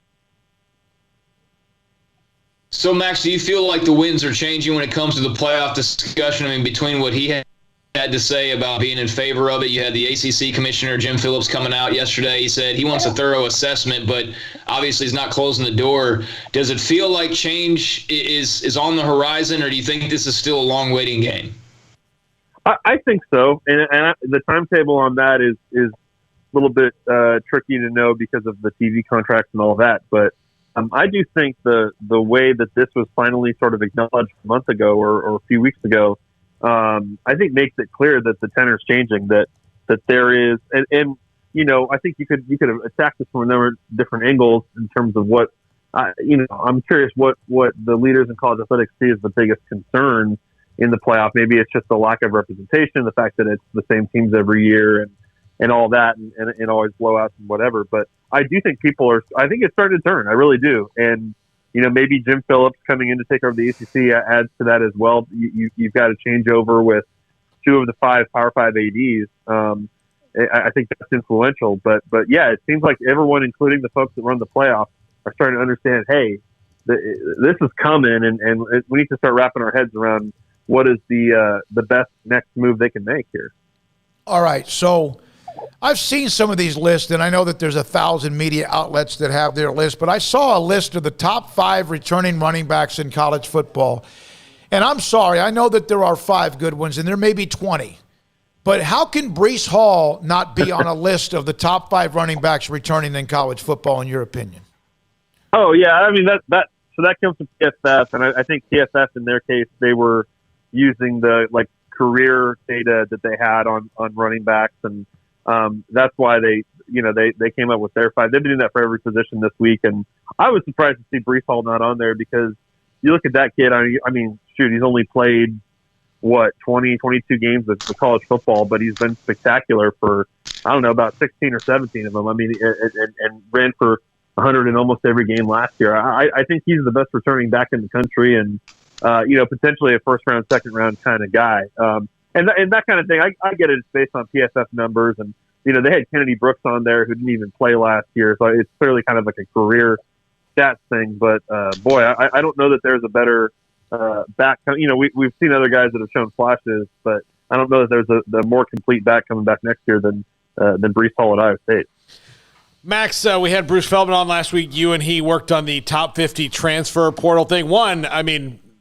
Doing the 50 list of transfers, like we said, things are changing. 5 years ago wouldn't even have been a thing. But, the last kind of big one last week was Henry To'o, who went to Alabama. It's good to see the small guys, getting a nibble here. But how big of a deal is that for them to get him in a position that they were actually thin at for the first time in a long time? Yeah, it's huge, and that was a really important head-to-head win for Alabama against Ohio State. They just played the national championship. Ohio State, all of their linebackers graduated or moved on to the draft or whatever, and so it was Ohio State kind of thought they had him locked up, and Alabama swoops in and gets it done. And in terms of his impact for 2021, it's still going to depend on the SEC approving, making it okay for intra-conference transfers for those guys to transfer within the SEC and play right away as a one-time transfer. But I think that's going to happen, which is probably why he made the decision. They must have a good sense at Alabama that that's in the works here. But yeah, you're absolutely right. It's a big need for Alabama. And this is just what they do. I think Nick Saban has sort of threatened this over the last few months that, look, this isn't really going to hurt Alabama because their best players are not going to leave to go other places, but it could help them in what they've done with Henry To'o and then Jamison Williams, the wide receiver from Ohio State, going to Tuscaloosa. Like they're in position to upgrade and look, if you're one of these kids that has getting all these options in the portal and Alabama calls and said, we've got a spot for you, it's going to be pretty hard to say no. Max, what do you think of the direction Kansas decided to go in football? Yeah, I really like it. I think that honestly, this is the kind of hire that I wish Kansas had made 2 years ago instead of going with a retread with Les Miles. I think that Lance Leipold, is sort of exactly what they need now. That doesn't mean it's going to happen fast because certainly they're still far away from even being an 85 scholarships and being consistently competitive with even the bottom half of the Big 12. But I think a guy with Midwestern roots who has a clear identity of having, good run offenses, playing good defense, a sound disciplined program. I think that they're going to be really good at evaluating talent in the Midwest, similar to what we've seen with Iowa State. Certainly we've seen it work at Iowa State. So, I think this is kind of a year zero for them, the fact that you come in after spring ball. But I think Lance Leipold and the staff he put together, going 50% of Buffalo guys, 50% retained guys, I think made sense for the situation there. If I were a Kansas football fan, I'd be very encouraged that in the next few years that they can get this thing back on the right track. Have you, is it me, but it seems like there are some schools that are getting the same players from the same schools. Like USC's had a couple of 2 or 3 guys from UT. Oklahoma had a 3-pack from Tennessee. Yeah. The bigger school, like Alabama, how in the world, Max, Alabama gets a kid from, what was it, Paul, Ohio State? Is that in Tennessee? I mean, golly, they need more help. But is the transfer portal, in your opinion, doing what it's supposed to do? I mean, it depends on who you're trying to help out here, right? I mean, if if it's trying to help out coaches improve their rosters, yeah, absolutely. I mean, I think that, and we've seen this the last couple of years that, with Baylor and even year one with Rule too, where it gives you a chance to upgrade your talent level, bring in starter level guys who can give you leadership and make you better. And so certainly right now there's still way more supply than demand. So for coaches, as much as they want to decry like what this means for the culture and stuff, like coaches are absolutely benefiting from this and have a lot of talented players to choose from to fill their needs. For players, I mean, I think that if you are, a guy with starting experience at a Power 5 school, you're going to be in decent shape in terms of having some options and stuff. But there are still, way too many players that are going into this thing thinking that it's going to work out for them. And I mean, honestly, probably I got nothing against them betting on themselves, but probably for 80-90% of these kids, you might say, or at least the ones that are still in the portal right now with nowhere to go, you'd say, staying put is the best move for their career. So will that ever balance out? I don't really know. I think ultimately these schools will end up getting more spots to take transfers, and they'll kind of fix that. But I think that just ends up leading to more kids coming out. So it changes, all the dynamics and how you manage your roster and how you manage your culture inside your program. Max, how will the NCAA screw up name, image, and likeness now that the train is almost fully on the tracks? Well, they're working on that right now by delaying and delaying and delaying. So that's in progress. I think you're seeing all these states pass it and really continue to put pressure on the NCAA actually finally, flipping the switch on this and allowing it. And so very curious to see, and obviously Mark Emmert is looking for help from Washington to try and get this all sort of settled in a way that he wants. Don't know how quickly that's going to actually come together, but clearly we're deadlines are going to spur action here. But in terms of the actual rules of what's allowed and what isn't, I'm fascinated to see what that ends up looking like. I think there's, I think it is going to be kind of Wild West, pretty crazy to watch once they do flip the switch. But we have truly no idea just how much money is going to be flowing, from businesses and sponsorships and stuff towards these players. And this first year of it is going to be, whenever that happens, is going to be truly fascinating to watch. Max, not wanting to bring the mood down, but there have been a couple of pretty high-profile passings in college football here as of late. Jake Ellinger last week and Colt Brennan as well. Just your thoughts on either or both of those young men, and if you ever crossed paths or just memories. I know Colt Brennan for many people was like, hey, the video game guy and the Hawaii offense and all that. Your thoughts on those two guys? Yeah, really, really tragically sad. Colt Brennan, absolutely was, one of those guys that made you stay up late watching college football, because of what they were able to do at Hawaii and really advance offensive football in the sport. And, it was really fun as hell to see that guy turn into a Heisman contender and make them really relevant. And it's just reading about what he's gone through in the past few years, how his serious injuries, affected some of his illnesses and stuff. Really, really, really sad deal. And, I was just absolutely shocked by the news that Jake Ellinger is passing. I didn't get to know Jake. I've gotten to know Sam and his mom well over the years. Hadn't met Jake since he went to UT or anything like that. But, that family, as we all know, has already been through so much heartache with losing Sam and Jake's father, Ross, when they were a lot younger. And just truly unbelievable news, and really hope that, I know they just had the service for him this week, and really hope that the healing can begin for them. But I don't know how at 20, 21 years old, I mean, it's just unthinkable and so sorry that their family is going through this once again. Max, we're headed towards what appears to be normalcy. Now, I know it can change. Yep. But, like Mac Rhodes has told us, 75%, maybe it could get to 100% capacity. And we've seen what Alabama said or what UT has said or others have said. But it does seem as if we're getting close to normalcy. We've had spring drills. We've had spring games. People are going to the games. Your thoughts about the refreshing thought that we could have college football in a normal way in 2021? Yeah. I think it's, truly encouraging to think about how far we've come here in the last 12 months. And, I don't know about you guys, but, I've been fully vaccinated now for a couple of weeks, and it's just a different feeling when you go out in public and know that you don't have to worry quite so much. And I think the news from the CDC yesterday is really encouraging in terms of, it's going to be interesting to see just how comfortable people feel, gathering in quantities of 50,000 to 100,000 people again. And certainly I think we're going to have to sort of figure that out over this summer. But I mean, it's very encouraging to think that, hey, maybe it sort of seemed like this way for a while now, that at least from the college football standpoint, obviously recruiting starts to, gets rolling again on June 1. I think for a lot of coaches that makes things a lot easier and more normal, as crazy as June's going to be. But it does seem like by the time we get to August and get to fall camp and get to, doing those post-practice interviews and getting ready to be in press boxes and all that stuff again with full attendance, it does feel like it's definitely trending in the right direction, and we got a lot to be really thankful for. All right, Paul. Nope. Craig, anything else? All right. Thank you, Max Olson. Thanks for your time. Great to have you. How's that bottle doing?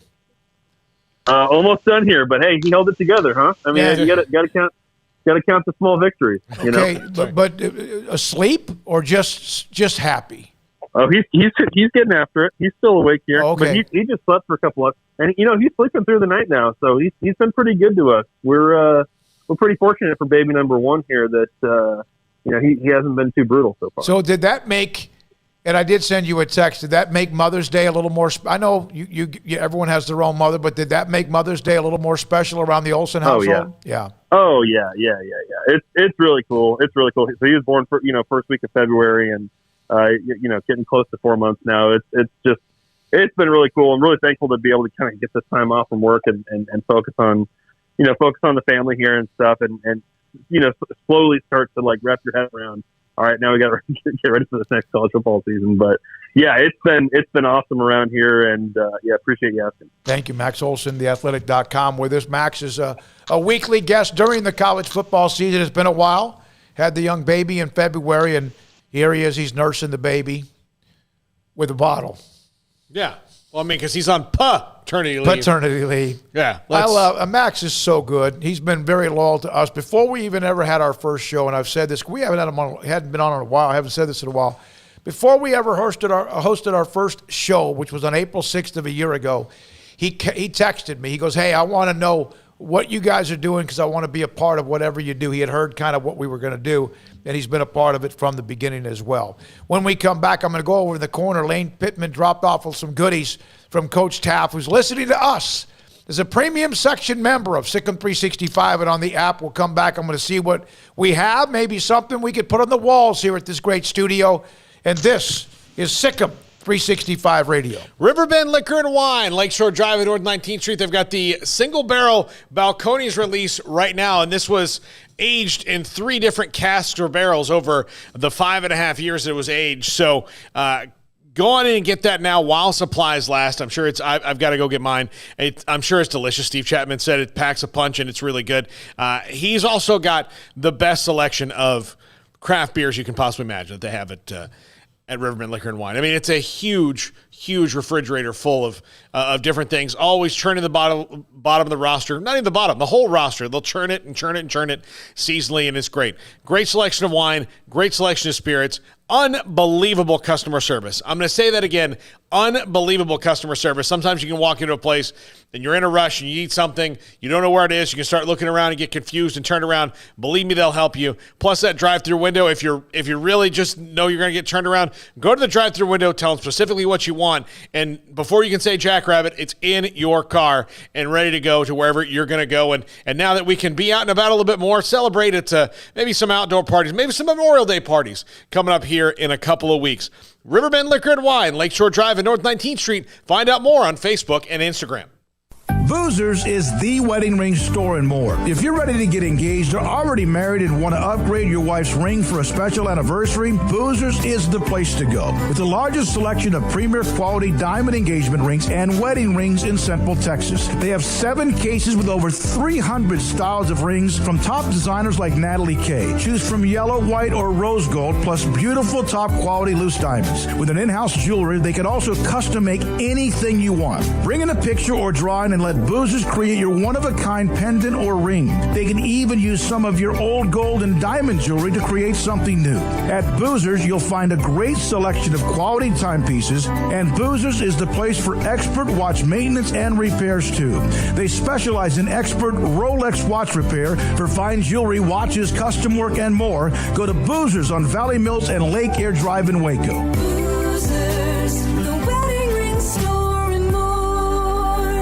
With so many companies and policies out there, it gets so confusing shopping for insurance, and I never know if I'm getting the policy that's right for me. Luckily, I met the team at the Nicki Group Insurance Agency. With the Nicki Group, you can go to one company and get access to coverage options from many insurance carriers, and you get to speak to a real person about your specific coverage needs. With the Nicki Group, I know I'm getting the right coverage at the right price. If you need insurance, talk to the experts at the Nicki Group at 1-800-258-8302. One size fits all. That may be all right for an adjustable belt or cheap sunglasses, but when it comes to your financial needs, no one wants a one-size-fits-all strategy. Cam Heathcott, your Edward Jones financial advisor, knows that his most important goals are yours. That's why he takes the time to understand your needs, knowing you. That's how Edward Jones makes sense of investing. Cam Heathcott, covering Conroe and Houston, 936-756-7717 or cam.heathcott@edwardjones.com. Edward Jones, member SIPC.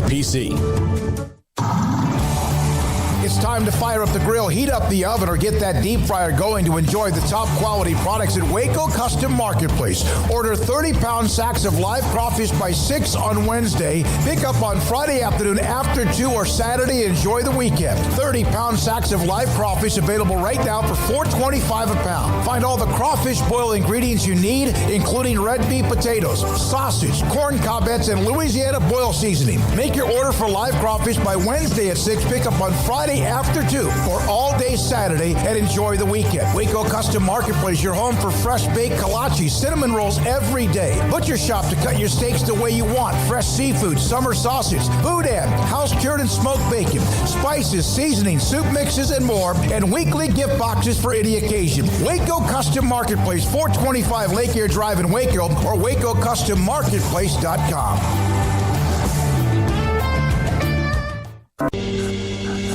Alan Samuels is celebrating Jeep Freedom Days. It's an exciting time for a new Jeep Grand Cherokee Laredo with up to $3,750 in values or 0% for 72 months. The new Jeep Cherokee Laredo is built tough, and with the Jeep Freedom Days going on now, it's a great time for a new Jeep SUV. Alan Samuels, the award-winning customer service Central Texas dealer. The best place to get your next SUV. Located at 201 West Loop 340, Alan Samuels is your friend in the car business.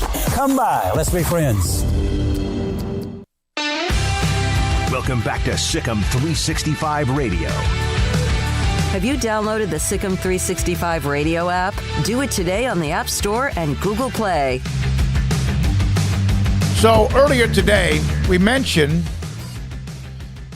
legendary Coach Grant Teaff was listening to us on the SicEm365 Radio app, the free app that you can not only listen but watch our show. Appreciate Lane Pittman, Donnell, and Coach Tafford. They would drop by the studio. And we got some goodies. This is the book, Seasons of Glory, by Coach Teaff. And there's pictures in here, all sorts of pictures about Baylor and all that. And Coach Teaff in the middle of it. Let me find it right here. Oh, I got it backwards. Let's see, we're going to put these up on these shelves that we have with an autographed book, front cover, Grant Teaff. That's one. Everybody knows the book, I believe, right? And Coach Teaff signed the inside cover of that book as well. And we have it here now in the studio. And then how about this nugget? This beautiful picture. Yeah. Texas Sports Hall of Fame. Texas Sports Hall of Fame. I'm going to get the glare out. There you go. Yeah. with Coach Taft's autograph. I actually have a bunch of these on the bottom from Robert. What's his last name? Griffin. No. the artist that painted is Robert. He does all of these. It's probably on I'm going to put that in a frame. We're going to put that on the wall here at the studio.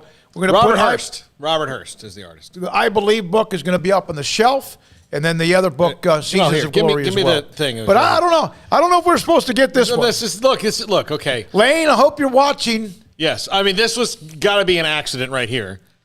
Can we push in on this at all? Or no. A picture of this is what.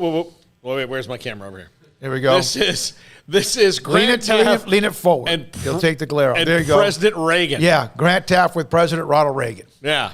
Also, that slipped out of the book. Lane, I need to bring that back. Let me know. But we'll put these up in the studio. And again, appreciate him. He was the first person in this studio with SicEm365 Radio when we started in September, back in September, after we had been in Paul's attic for a long time, from April until September, in your attic on April the 6th, our opening show. I would make up a story about this. I'm sure this is, Jack mentioned that, Ronald Reagan was the first speaker at the Farrell Center. So I'm sure that's probably from where this was from, based on what it looks like. It doesn't look like it's in the Oval Office, but if I were Coach Taft, I'd be like, this is right after we freed the hostages.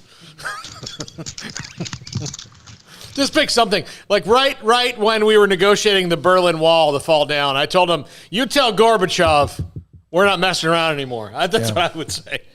Oh, there's no question about it. And my good buddy TJ, our good friend of the show, just sent me a picture of a beaten to death rattlesnake that looks massive. Well, that's your favorite kind of rattlesnake, right? The dead ones. Now, my favorite snake is a dead one. Unless I don't know about it and it's around where you live and they're eating rodents. But then if you know about them, then you don't sleep at night either. I still think there's a rat snake or whatever you want to call it around where I live that is now maybe 8 feet long. Well, if it's a rat snake, do you have rats? That doesn't matter. I mean, no, I don't. On occasion you'll see a little bug somewhere, but no, you don't see a lot of that. But that's a little bit large. Yeah, it is. But look, do you have rats? No. Do you have squirrels?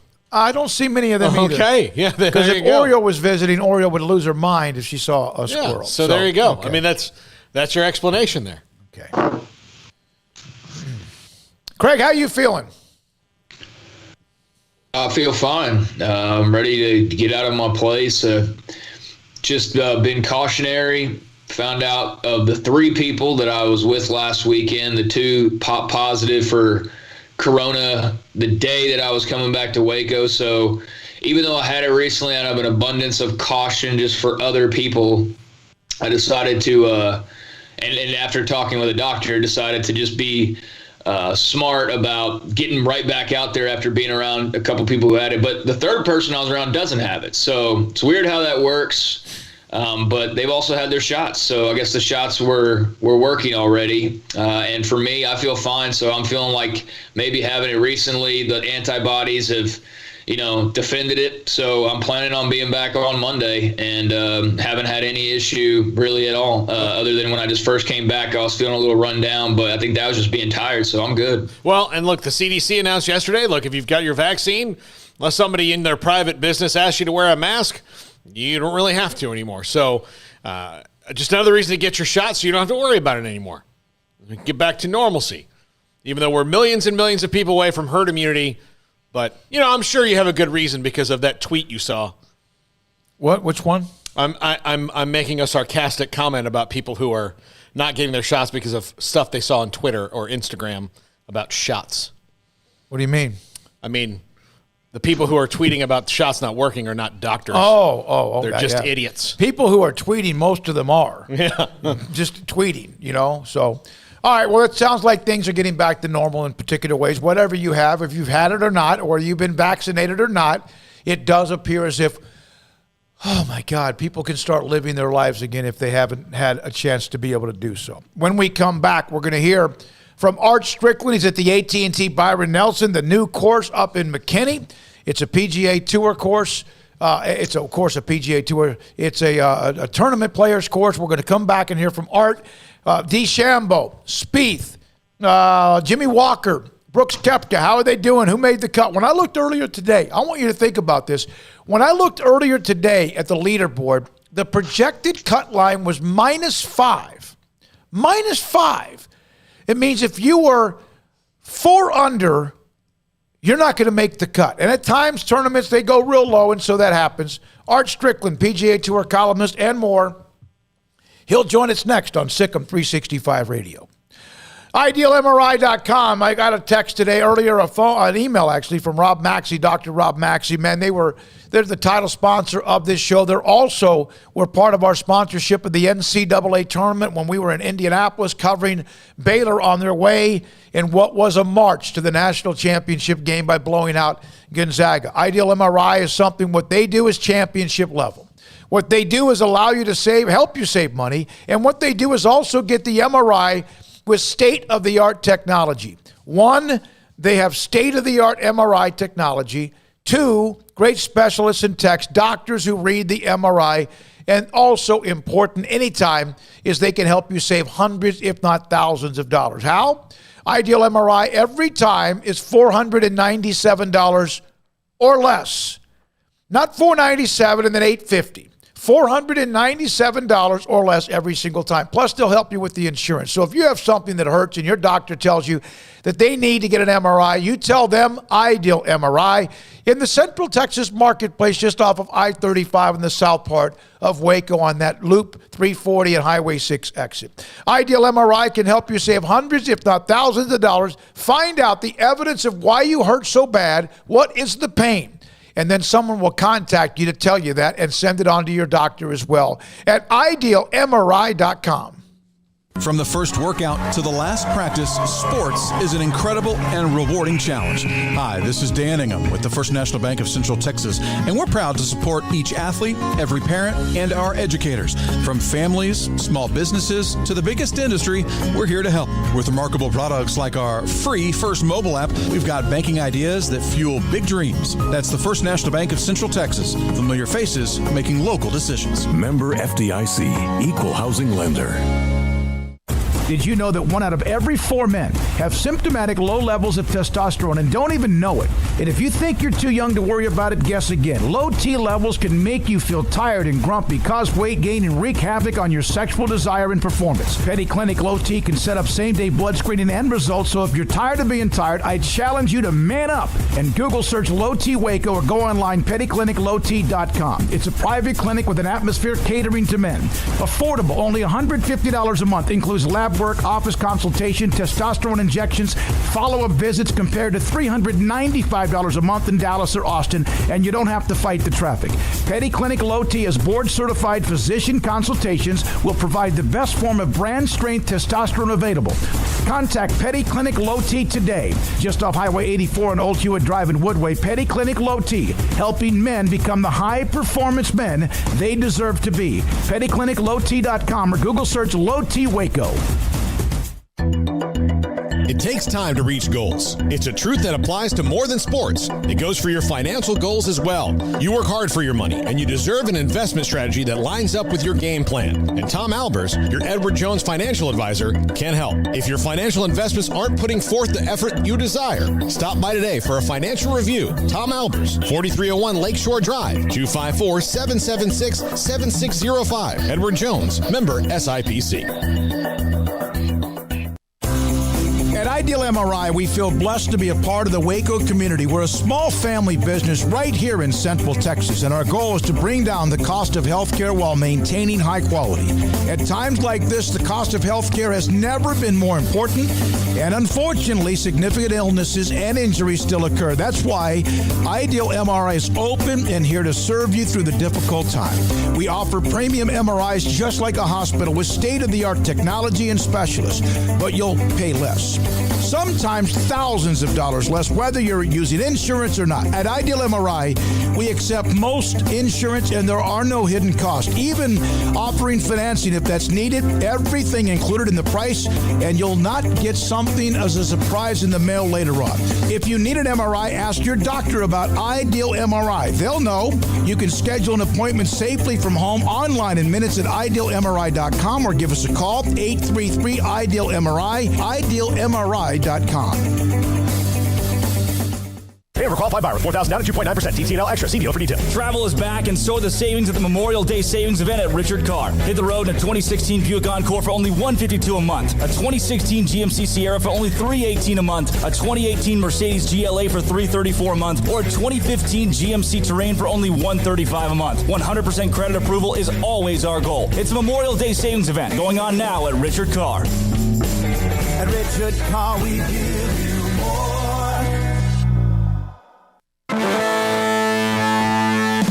Welcome back to SicEm365 Radio. Daniels 7 yards deep in his own end zone, and he's going to be sacked, and that'll be 2 points for the Bears. Terrell Bernard. The 5 o'clock hour is sponsored by Edward Jones Investments with financial advisor Tom Albers, staying in touch with you and your money through these difficult and changing times. Edward Jones, making sense of investing. Now, here's David Smoak, Paul Catalina, and Craig Smoak. All right, we'll hear from Art Strickland, the AT&T Byron Nelson, being played for the first time up in McKinney. Right now, the leaderboard, Sam Burns, 8 under for the day, 2 holes to play. He is through 16. He shot 15 under at this particular point. K.H. Lee in the clubhouse at 14 under par. Jordan Spieth, who had a great first round, also he finishes up with a 63-70 today, 11 under. He's 4 back and in the clubhouse as well.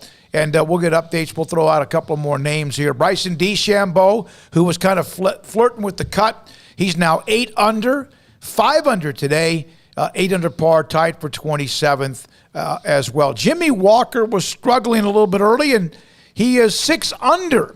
A nice finish to his round. He still has 5 holes to play. The projected cut line I mentioned is 5 under. Art Strickland, PGA Tour columnist, joins us, Baylor alum, on SicEm365 Radio. You could probably correct me on this, but Art, the projected cut, it's hard for me to fathom. I know it's not the only time, but to say you're 5 under par and you barely make the cut, what does that say about how they're putting up scores right now?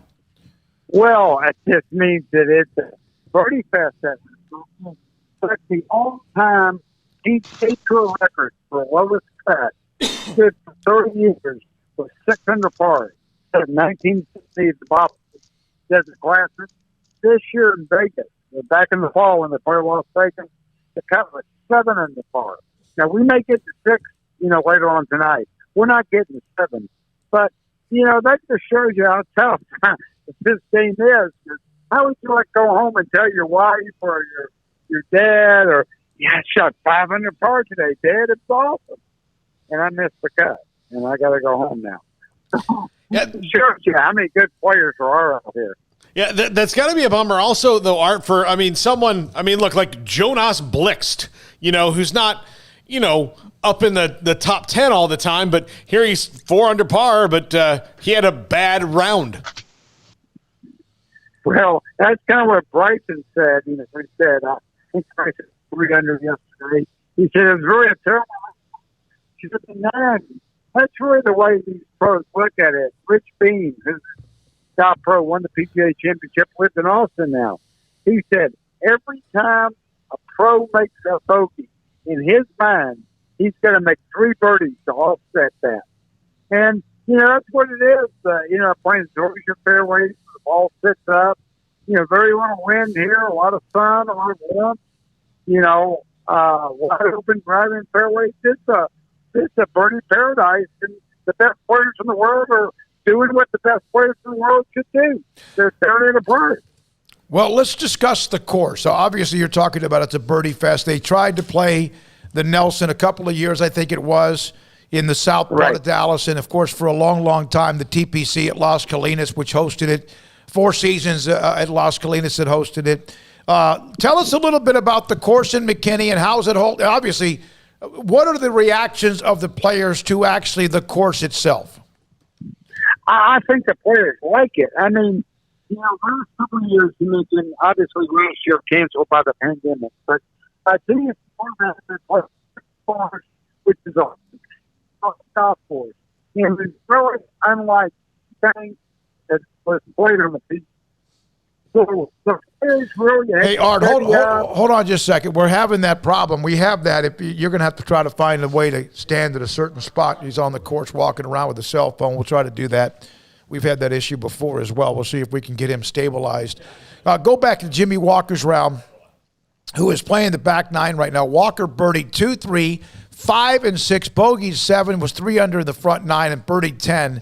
He's right now on number 14. And again, has put himself in position at -6 after he was kind of flirting with that. Back with Art Strickland. I asked you a little bit about the course itself, the setup, the access to it, which was a problem the last couple of years or so, and just what the pros are saying about the amenities in the course. Yeah, really good. Great feedback. This is what they're used to playing on a week-by-week basis. Like I said, a lot of wide fairways, a lot of great holes, but Smokey, I know you've been to the Byron Nelson before.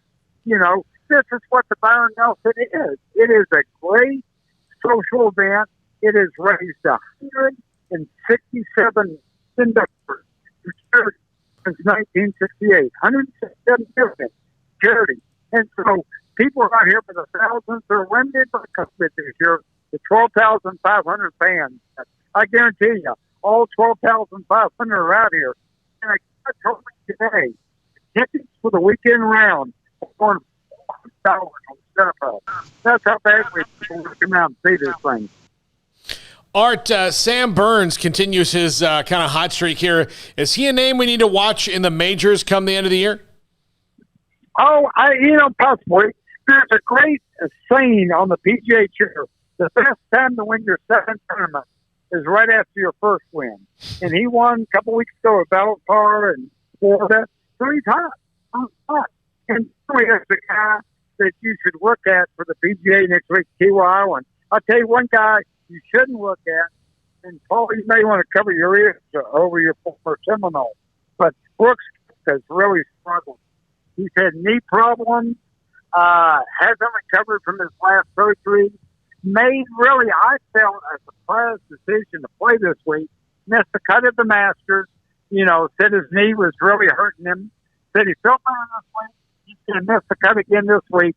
And then he's going to Kiwa Island, which is a very long and marshy, up and down, sandy golf course. So really, I think I might look away if I was Brooks Koepka for next week. But Sam Burns certainly a guy that could contend. The PGA has more first-time winners than any other major. Sam Burns would right into that mindset. All right, we're talking. I mentioned Jimmy Walker. He had to get kind of a kick in the pants, and seems like he's in a pretty good rhythm right now. And just overall, your thoughts about Jimmy Walker and his play? He got the 6 under. He's very close for a possible birdie right now at 14. I just saw that he's 7 feet 9 inches away for a birdie putt on 14. It seems like he's going to make the cut. I think he will smoke in. You know what? You cannot hide world-class talent. And that's what Jimmy Walker has.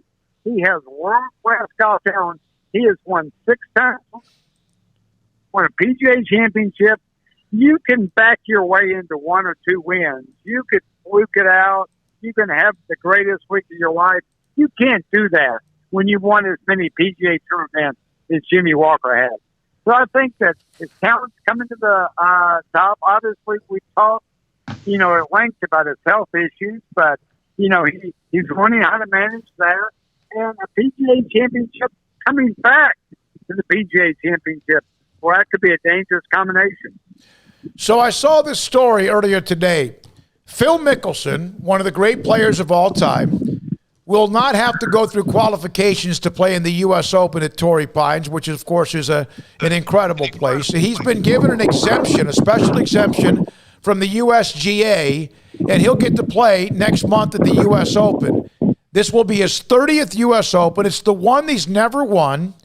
Your thoughts at Mickelson at 50 getting an exemption to the U.S. Open and not having to go through qualification? Yeah, absolutely, Smokey. I mean, he's a 10-year kid. 10-year world story. Probably, of all the players in the field of the Open, I would say Phil's probably played the most golf there of anybody. So absolutely not. Call Chick Nicklaus 9 special extensions from the USGA. Arnold Palmer got 5 special extensions from the So, before you know better than others. And just think about how hard is it in this second. You don't think how hard that is. I mean, if you want a storybook ending, there's nothing better than Phil Mickelson coming home, playing his home course, and finally getting the U.S. Open monkey off his back. Art, thank you very much. Art Strickland, PGA Tour columnist, joins us with the special events, the majors next week. The PGA Championship will be coming up, and we'll have coverage thanks to Bear Ridge Golf Course. I've played that course the last month, each one day, each weekend, and they've really done what Tommy Tompkins and also what the Moores have done is fantastic. Mickelson will get, an exemption into the Torrey Pines, the 121st U.S. Open, which is next month. That's like giving Willie May. I get it. It happens. But that's kind of like giving Willie Mays that he doesn't have to face the best pitcher. Yeah, I'm not arguing with it, but it just goes to show you where Mickelson is. But I don't know. Players get exemptions all the time. John Daly's had a few. You get. I don't know. I don't know, but when you're talking about one of the 10, 12 best players ever. Yeah, and I don't know. I mean, and I'm not complaining about Mickelson. I just think that just says kind of a little bit about his game. I wonder if he'll even. I mean, he'll even make the cut at a thing he's going to get an exemption for. Yeah, maybe he will. I hope. It'd be great. Good for him. If he's never won the Open, this would be his 30th. It's hard to even fathom. It's been 30 Opens for him. Played his first Open in 1990, played 23 straight, missed the tournament in 17, his daughter's graduation.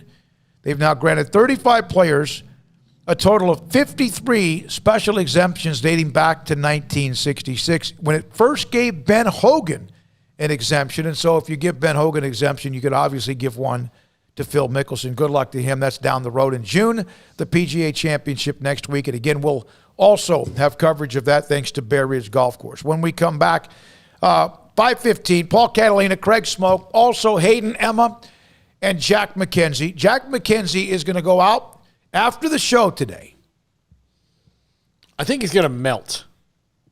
Like he's going to physically just melt at a cellular level. Jack always does a lot of work for us, does a lot of the graphics, does the top 5 at 5:55, does more than that. But he's doing Armstrong's job. Now, Emma's been doing a lot, so has Hayden. Hayden's been doing a lot of the graphics, Emma the audio. Yeah, they've been great. But you're on fumes right now, just admit it. A little bit, yeah. Armstrong's out.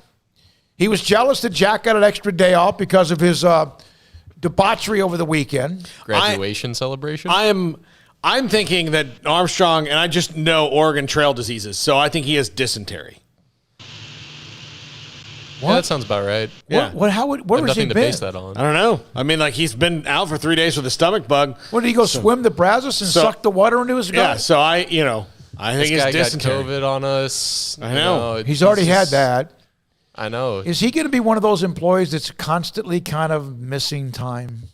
Every place has one. I mean, it's kind of worth it for the work he does. He's great when he's in here. No, yeah, well, yeah. You and I worked with someone who was literally sick. Like any bug. He's like Sean Lee. If he's healthy, he's killing it. Yeah. Everybody has everybody has somebody that they work with though, that whatever bug, disease, or injury they can get. They got it. Like it's going to happen to them. Like, so who would be the greatest athlete that when they were healthy, they were always really good? You mentioned who? Sean Lee. Sean Lee. Craig, do you have an athlete whose career he was always kind of up and down the injury? There's got to be 10 of or 15 or 100 of them. Jordan Reed. Jordan Reed, the tight end with Washington, and then he went to San Francisco or whatever. God, he was so good when he was healthy. He was never healthy.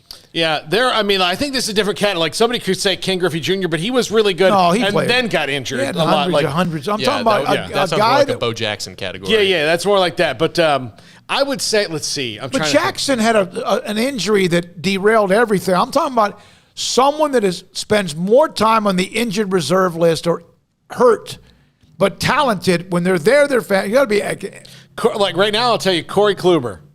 The pitcher. Yeah, and he's back with the Yankees, but like he's like Corey Kluber, won a Cy Young, but like all around all that is like ow. Yeah.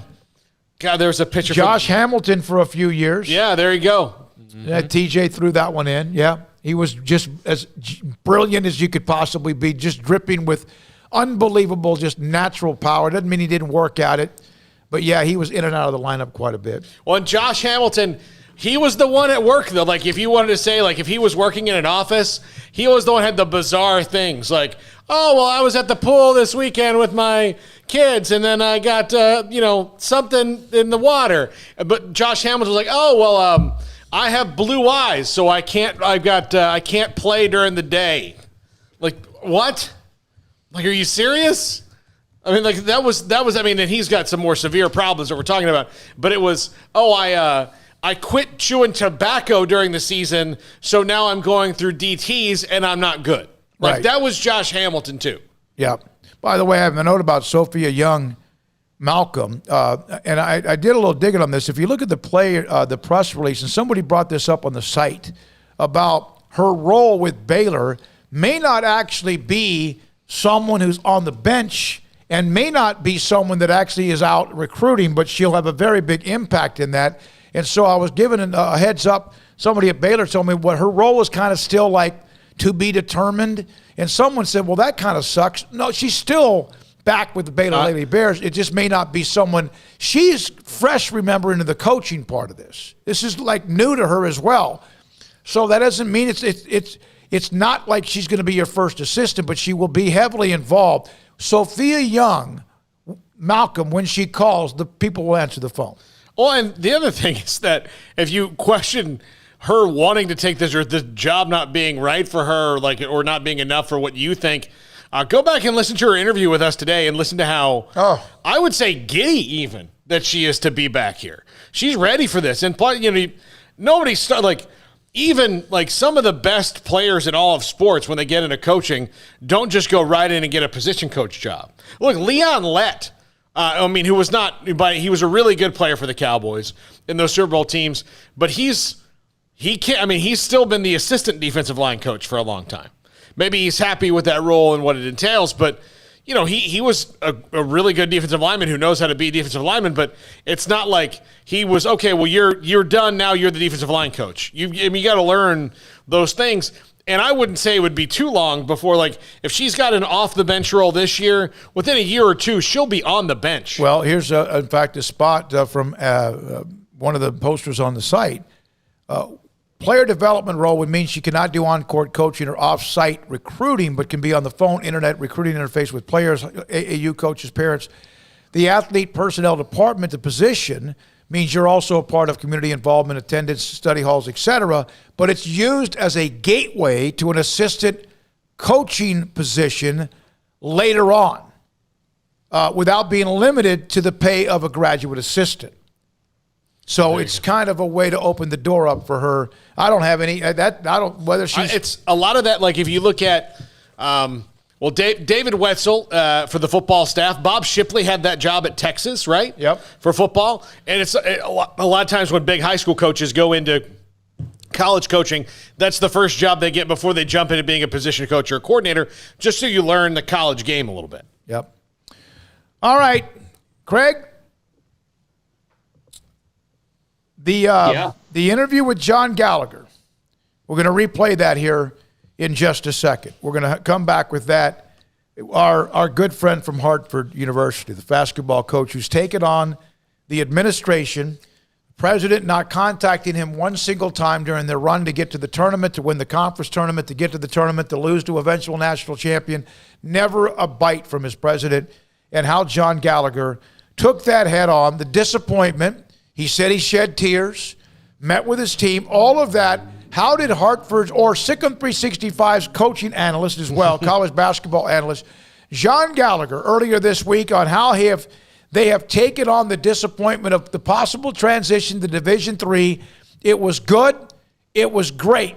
And if you have something right now that's adversity and you feel bad about it, or you're down on yourself, or you're not, listen to what he's about to say, how you take that head on. SicEm365 Radio. Alan Samuels, Dodge Chrysler Jeep Ram Fiat. Let's be friends. Come by, let's be friends. Alan Samuels started all the dealerships, and when he did, he set a standard.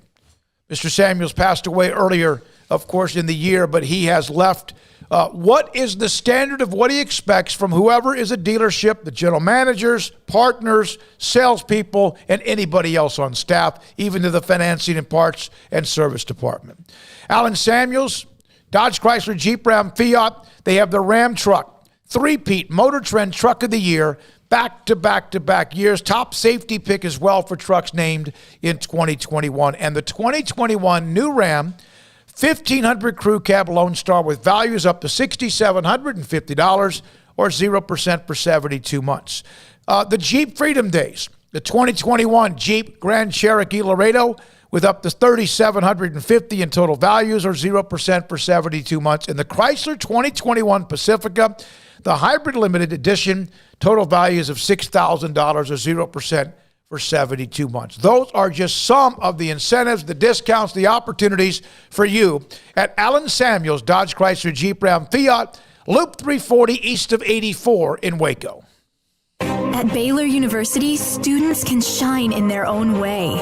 Or should we say their own ways? Because there's no limit to the ways Baylor students make the world a brighter place. Whether they're leading a student organization or following a higher calling, getting advice from faculty, or taking part in world-class research, pursuing their dreams, or working toward their dream job, students find their place to shine at Baylor, where lights shine bright.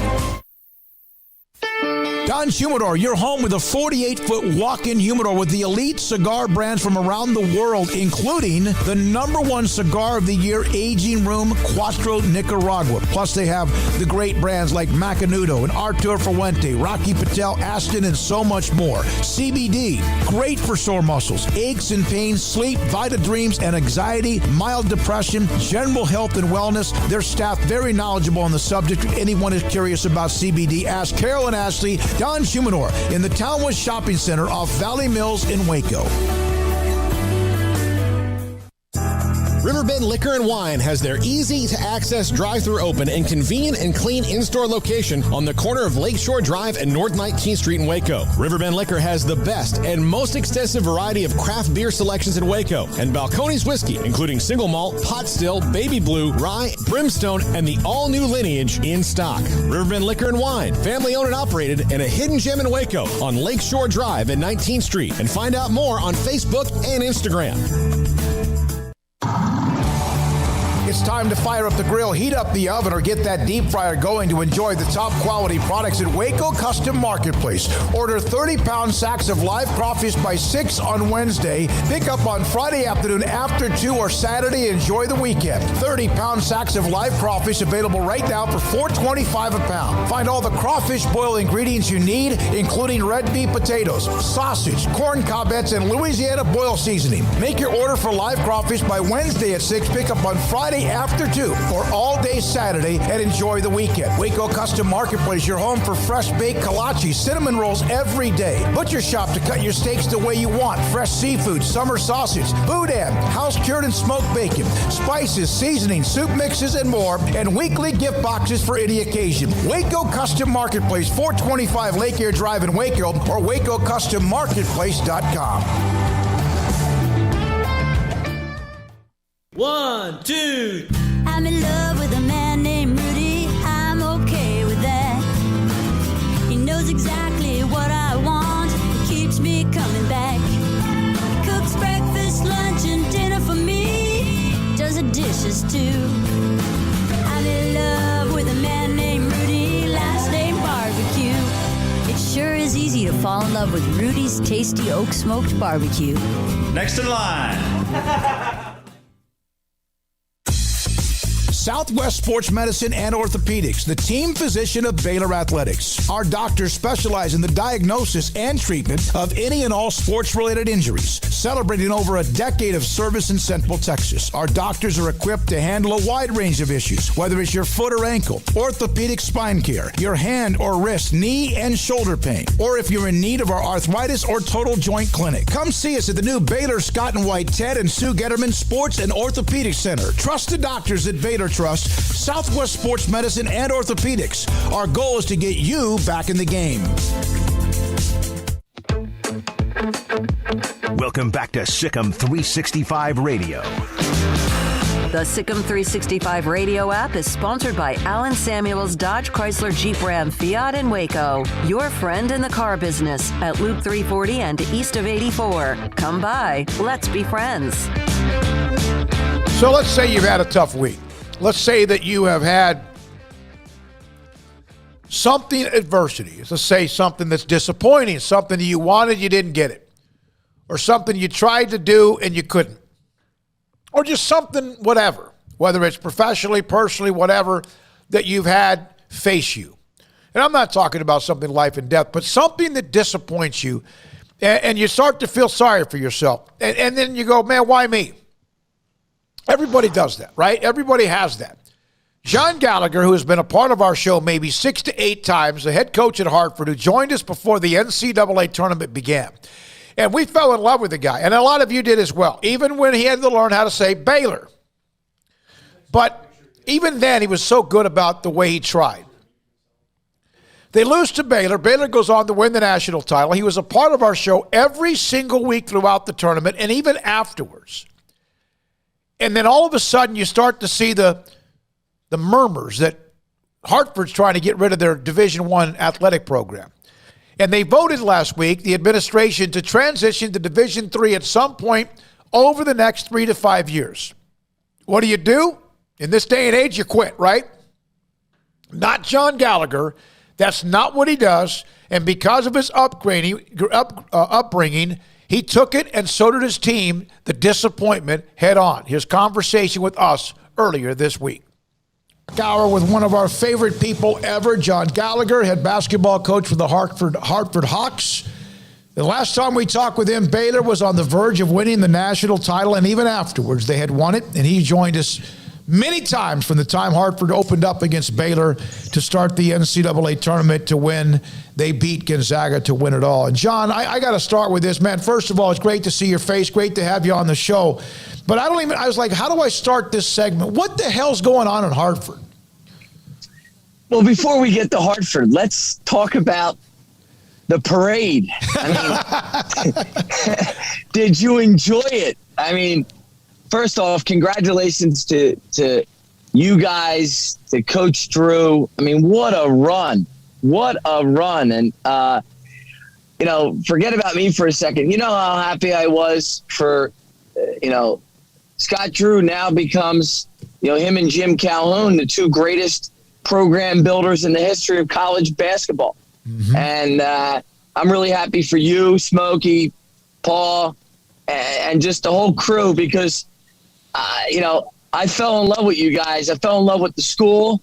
And, damn, I didn't know much about Waco or the area, but I'm a big fan. Well, we did the same with you, man. The message boards, all of the people who listened to the segments, watched our segments, they loved you.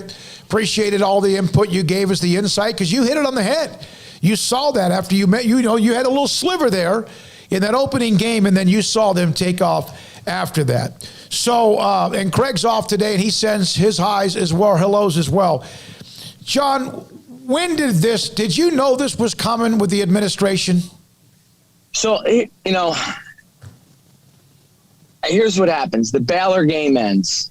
I go back to my room. My ops guy says to me, look, the flight, we have to get out tonight because of COVID. They want everybody out. Our flight leaves in 2.5 hours. I put in the JW, I put the shower on. I went to the fridge. I cracked a beer. I poured the beer, and I got a phone call by somebody within the university that's a friend. Said, look, Division III. And Then I got a call from a couple coaches. By the way, that beer is still sitting there. I never even sipped it. Oh, okay. Yeah. And I didn't even get in. I took a quick shower, but like I packed and my mind started racing. So I didn't even get to enjoy it. I have a lot of thoughts on it, but really I came to, when the announcement happened Thursday night, I put a message out there that I sat down and I met with the team and I said, look, probably have 7 guys that can play at a high level. All right, we have 2 really good transfers coming in. And I met with everybody. I said, what do you want to do here? I can't convince you to stay. But I'm staying because I had a couple opportunities to roll out. And I know I'm crazy, like you may understand, but I don't leave a neighborhood when it's at its weakest point. That's just not how this guy rolls. It's not how my dad raised me. My dad was a crane operator for General Electric before he became a lawyer. He worked the night shift from 12 at night to 8 in the morning. And when he went for the 9 interviews at the top 9 Philadelphia law firms, he wore his crane outfit. Okay? He wore his crane outfit because he wanted them to know that they were going to get a crane operator at heart. And I wanted my players to know that they were getting a guy that wasn't leaving the boat. Okay, so everyone stayed committed. And everyone is in. And this is going to be the best team that we ever have here. And we're going to be right there for an NCAA tournament bid again. And my point to you is, through this tough time, I still think we're going to be Division I. I still think something good's going to come of it. But like guys like me, or I'm not running. I'm not ducking. One of my best friends died at 40, and he used to have this line when he walked in the casino. Okay, he'd say, "Don't blink, don't blink." Okay, and I thought about him. His name was Mark Quinlan, and we used to call him Quinny, and it was "Don't blink, Quinny." All right. And I'm telling you, we didn't blink. And when all the players came back and look, I cried Friday morning. I had tears running down my face Friday morning. And my college coach called me, Phil Martelli. And he's now an associate head coach at Michigan. And Phil had a great line. He said, a politician, John Lewis's line was, "I'm tired of looking at things why they happen to me. And I start to look at why they happen for me." And for some reason, this is going to be great for us. And we start practice May 17th, our first practice. And we got one last ride together, and we are going to make this the funnest year ever. You kind of, I believe you. Yeah, you kind of seem as you got that major league when they find out the owner is working against them. Like, there's only one thing to do, right? That's all you can do right now, right? Is just go win. You want me to live with resentment? I don't live in that world. That's a dark room in a bad house. Okay, it's a dark room in a bad house, and this is going to be. I told the players that this is going to be one of the funnest years of my life. I'm going to coach like you wouldn't. I'm going to coach my brains out. You come into practice Monday, May 17th. It's going to have the intensity of a March practice. So, look, we're not blinking and we're not ducking. John, you mentioned a couple of transfers. They're coming, right? You had mentioned that to us, I think 2 or 3, 4 weeks ago, that you had some people coming in, and they're ready to. They stay committed to you, correct? They stayed committed. That's awesome. And I'll never forget these kids because the transfer portal's hot and heavy right now. Good Lord, it's crazy. And I want to say this: like, I'm about to get another commitment here, and the kid that's committed to me is an elite shooter. Like, and I said to my staff, like, we've had the greatest run of the last 4 years in the history of the school. And usually this is where people want to springboard the program. And for whatever the reason, it didn't happen. Okay. I'm enjoying putting this team out there this year. We're going to play Duke at Duke. We're trying to get it 3 or 4 more high major games. And Smokey, I don't know if you can tell, I was down in the dumps. I'm totally flipped. I got the juice. I got the energy. We got 320 days with this group, and it's going to be so much fun. You know, the next time I feel down, I'm going to watch this interview and listen to every word you've said, because anyone else who's having a bad day or thinks they're having a bad day needs to also listen to you because of what you're saying. Has there been any concern? And I saw some of the feedback immediately. There's people talking about the budget and money. A lot of people are like, hey, how can we help? Is there any concern about administration at all? I mean, you're good with them, everything they understand. You're going to stick with this right now. Everything good with that? I haven't talked to anybody. Yeah, I want to go back to that. Did you ever, is it true what Scott Van Pelt said on SportsCenter one night when he does that late show? You never received any kind of congratulatory or great job text from the administration? No. Not even like, you're going to the tournament. Not, you won the conference tournament. Not you made us proud. None of that. You know, the athletic director did. She's been wonderful. Sure. She's been wonderful. No. I didn't hear from anybody. But look, it is what it is. You know, I come from a neighborhood outside of Philly called Delco. And when you try to figure other people out, there's a great line Fran Dunphy, the old coach at Temple and Penn, used to say, my job's not to figure out what you're thinking. My job's not to figure out what they're thinking, man.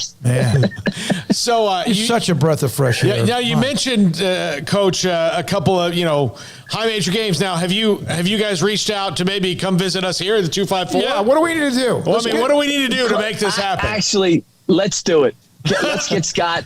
Let's do it. I want to come down, have dinner with you guys, bring the ball club down. Oh yeah. And, see my favorite crew down there. I'm serious. If you can get the game, I'm playing it. Well, okay. I'm going to put it on. I'm going to call Mac Rhodes and the AD and Scott, and I don't have any idea what the schedule looks like. But I thought that why not? And I know that's not going to be enough. That's some money for you to come down, but. Oh man! Well, it's gonna be a fun couple days. I'll just tell you that right now. One of the things you got to realize about coaching, and this is put it to it. I used to work with a guy named Fran O'Hanlon. He's a legend. 26 years at Lafayette College, still there. When I was a young assistant, and he had a great line to me. He said, coaching, you have to be able to lie down with pain, like it's a bed, and you have to be able to sleep with it. And then when you get up in the morning, you got to attack the pain. At the end of the day, this is painful. I'm not sitting here saying it's not painful. I'm just saying the way I was raised, the youngest of 53 first cousins, all Irish Catholic from Philly. Pain is a friend. I don't look at it as an enemy. Adversity is a friend. I don't look at it as an enemy. There's going to be something good happens. I could have rolled out, could have went to another Division I school and took the players. But what would that say to the neighborhood that I've been trying to create? How about all of the donors? How about the CEO of Hartford Healthcare, 34,000 employees? He bet on our program 4 years ago. You want me to call Jeff Flax up, the CEO, and say, hey, Jeff, I'm leaving. Yeah. I'm not built like that. Now I can look myself in the mirror and said, look, I gave this neighborhood everything I had. Everything I had. Every ounce of sweat, tear, blood, everything. I've given it to this university. 53 first cousin. How many of them are also named John? I'm Italian Catholic, so I know this. I don't know if we're at 53, but we're in the mid 30s. So my mom's the youngest of 12.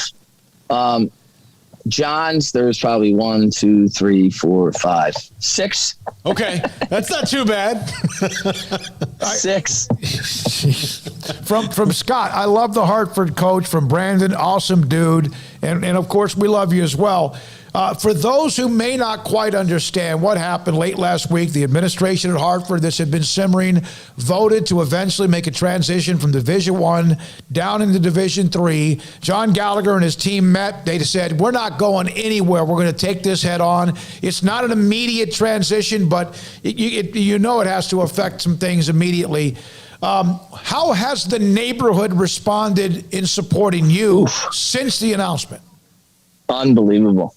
It's fascinating. So the one of the most successful businessmen in the country is a guy named Alan Lazowski from Laz Parking, L-A-Z. It's the largest valet parking company in the world, and their headquarters are in Hartford. Alan Lazowski, Laz, started his first valet spot in 1981. Now he has New York City, everywhere. Okay.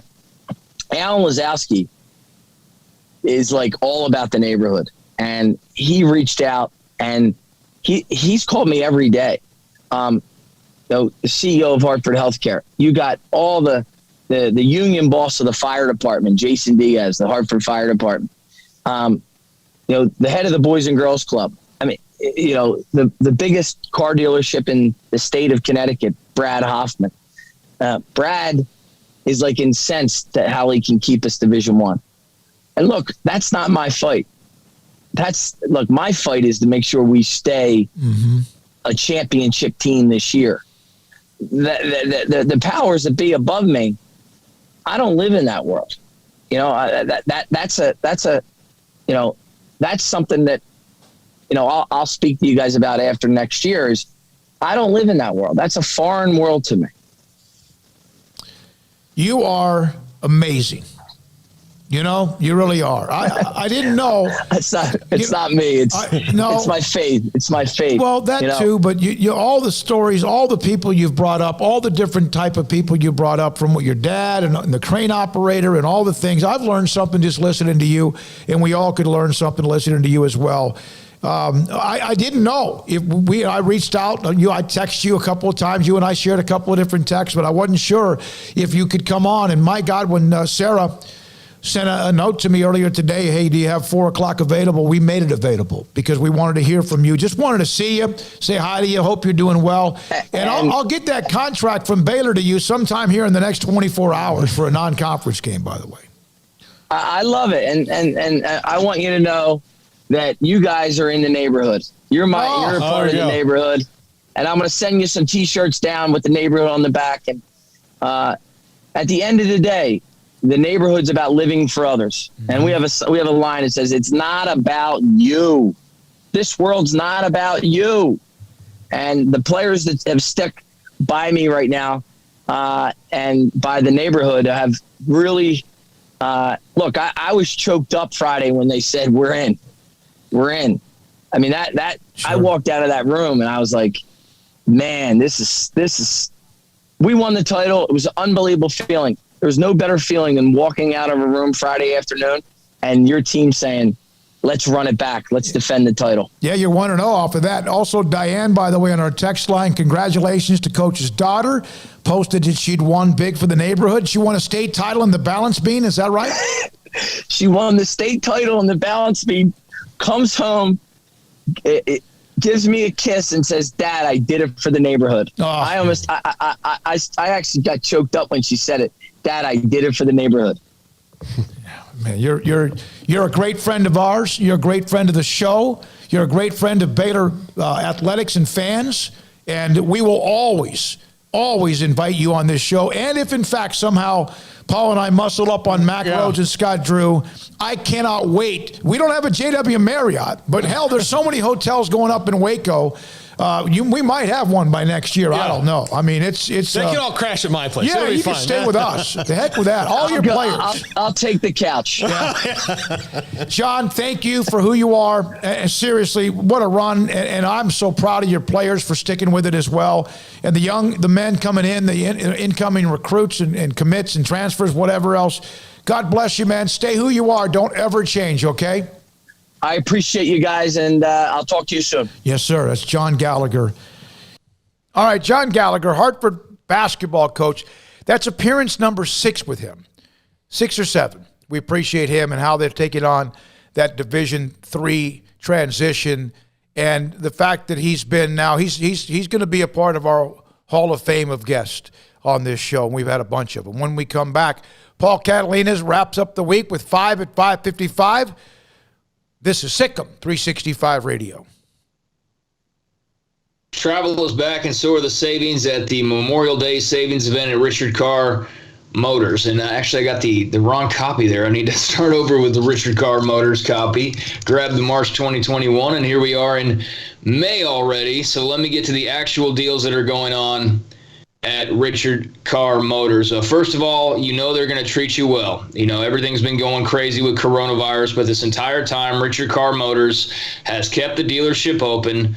They've been able to also bring the test drive to you. That's been a big part of their success and keeping the dealership with vehicles and sales and everything like that going in and out. They have been worried about you, the customer, and so you can come by the dealership, or you can drop by, or you can drop by their website and have them schedule a test drive for you at your home. So right now, travel is back. The savings are going on, and right now you can save $5,900 on 2021 Buick Encores. You can save $4,500 on Encore GXs. You can save $3,900 on midsize Buick Envisions. We've also got the Buick Enclave, a perfect family travel vehicle. It's got space, luxury, and most importantly, it's affordable. Right now, save $8,500 on all 2021 Buick Enclaves in stock. And Richard Carr is also loaded with premium pre-owned cars and trucks. All pre-owned cars and trucks are priced to move, with multiple cars priced under $200 a month for qualified buyers. And Richard Carr Motors is your local Waco family dealer. They take pride in serving their neighbors, and they want to earn your business with great prices, free oil changes, and superior service after the sale. So as I mentioned at the beginning, you can stop by their clean and disinfected showroom, or you can get in contact with Richard Carr about taking a test drive, and they can bring that test drive to you. Take advantage of all the savings going on all month right now at Richard Carr. Boozers is the wedding ring store and more. If you're ready to get engaged or already married and want to upgrade your wife's ring for a special anniversary, Boozers is the place to go. With the largest selection of premier quality diamond engagement rings and wedding rings in Central Texas. They have 7 cases with over 300 styles of rings from top designers like Natalie Kay. Choose from yellow, white, or rose gold, plus beautiful top quality loose diamonds. With an in-house jewelry, they can also custom make anything you want. Bring in a picture or drawing and let Boozers create your one-of-a-kind pendant or ring. They can even use some of your old gold and diamond jewelry to create something new. At Boozers, you'll find a great selection of quality timepieces, and Boozers is the place for expert watch maintenance and repairs too. They specialize in expert Rolex watch repair for fine jewelry, watches, custom work, and more. Go to Boozers on Valley Mills and Lake Air Drive in Waco. Boozers, the wedding ring store and more. With so many companies and policies out there, it gets so confusing shopping for insurance, and I never know if I'm getting the policy that's right for me. Luckily, I met the team at the Nicki Group Insurance Agency. With the Nicki Group, you can go to one company and get access to coverage options from many insurance carriers, and you get to speak to a real person about your specific coverage needs. With the Nicki Group, I know I'm getting the right coverage at the right price. If you need insurance, talk to the experts at the Nicki Group at 1-800-258-8302. You want to know why Stonewood Dental is so successful? Listen to what happy customers have to say. It's pleasant. It's different than any other dentist office. I really feel like they care. And it's not that you're here for 2 hours waiting on someone to take care of you. It's quick and easy, and I bring my kids, and my kids love being here too. They really love the treasure box. Staff is really nice and accommodating, real friendly. You feel more like home. It's not sterile looking. Everybody has their own personalized rooms with decorations and decor, and they'll even have a blanket for you when it's cold. I've recommended people to actually come here, and they are patients now. I really love it here. It feels like family. Learn more, stonewood-dental.com. From the first workout to the last practice, sports is an incredible challenge.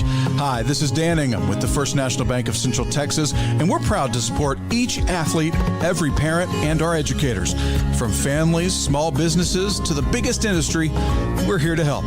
With remarkable products like First Free Checking, we've got banking ideas that fuel big dreams. The First National Bank of Central Texas. Familiar faces making local decisions. Member FDIC, Equal Housing Lender.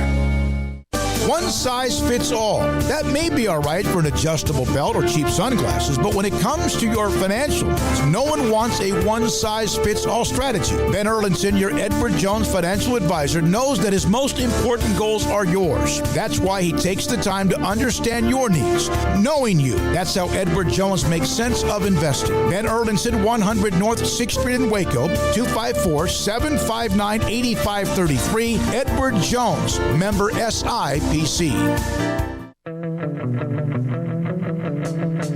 Welcome back to SicEm365 Radio. Are you a SicEm365 super fan? Then try out our premium subscriptions at SicEm365.com.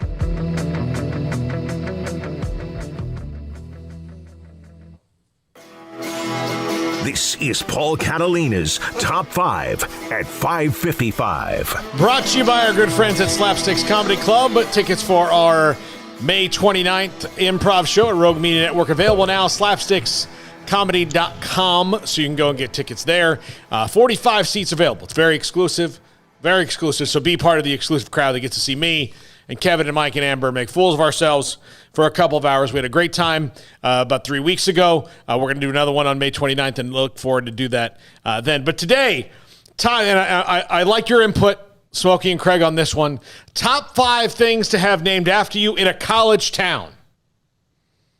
So if you're in a college town, you know, usually it's athletics or something you've achieved, but then this is sports, so mostly athletically given. But top 5 things to be named after you in a college town. Number 5, a sandwich.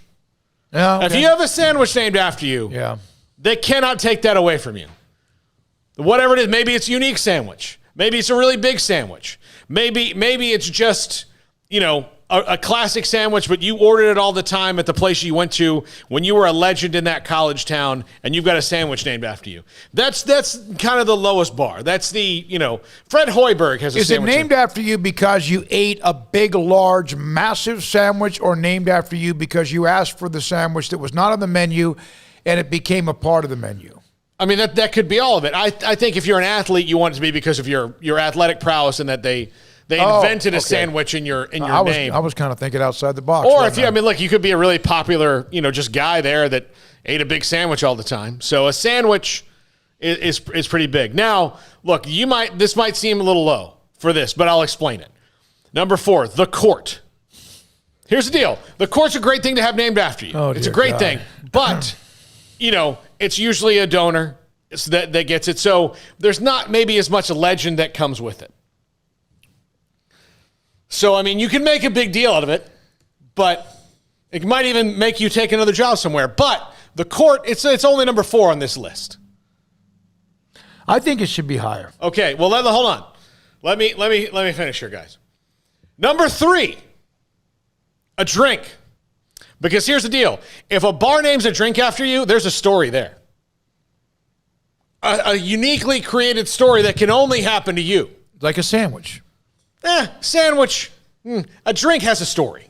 A sandwich might just not. No, a sandwich has a story because of what I said. I looked at it differently, but a drink means either you ordered the same one too often. Smokey, stop towing the Baylor line on this. Come on, a drink is better than a sandwich. As you get older, the sandwich is pretty good. But I promise you, there's at least several drinks at several bars called the Huggy Bear in Morgantown. Does Scruffy's have a drink named after anybody? No, but there is the Adios MFer. Oh, really? Is that the one that led you to debauchery? No, in fact, I've never had one. Okay. Oh, thank God, because you were bad enough as it was over the weekend. Yeah. All right. Number 2, a street. Yeah. Yeah. It's a big, look, Leroy Selman, I know Tampa's not, but Tampa's his town. But he has a highway. Tom Landry has a highway. That's not college town stuff. But in a college town, if you've got so-and-so Avenue, that's a pretty big deal. Robert Griffin III has Nolan Ryan Expressway. Yeah, no, Robert Griffin III has one. Yeah. I still think that Earl Campbell, I think, is a parkway or whatever it is. Yeah, I know that New Road is the street in front of Waco ISD Stadium, and I've always hated the name New Road, and it may never change. But Butch Henry Boulevard in front of that stadium to me would make a whole lot of sense. His should be in front of the Lake Air ball. Is it Lake Air? Lake Air, yeah, Lake Air Little League. Yeah, but then but New Road is also right there. So you could change just those little segments right there. So you could get to both those places on New Road. So all right, and number one, of course, stadium. It would be the stadium. I mean, you can't top the stadium, but the stadium you have to either have a whole lot of money or you have to have a whole lot of wins. Or both. McLean Stadium. Yeah. DK Royal Memorial Stadium. Yeah. Amon Carter Stadium. Yeah. Right? And there's a bunch of others. Yeah. It was RFK Stadium, named after a president, and I think it's still there. He was not the president. Oh, that's right. He was not. He was the president. I'm sorry. He was the Attorney General. Yeah. Yes. Probably would have been. Well, yeah, he would have been until Sirhan? Yeah. Yeah. Okay, Craig, which one of those do you think should be one? Is Stadium one? I would think so. Yeah, I think the stadium. Well, I mean, more or less the fields get named after the coaches. Yeah. You know, or the players, like Earl Campbell Field at DKR. You know, there's the court, obviously, that's the court, not the arena. So it's more the field than it is the stadium, I think, most of the time. But, you know, that would definitely be up there.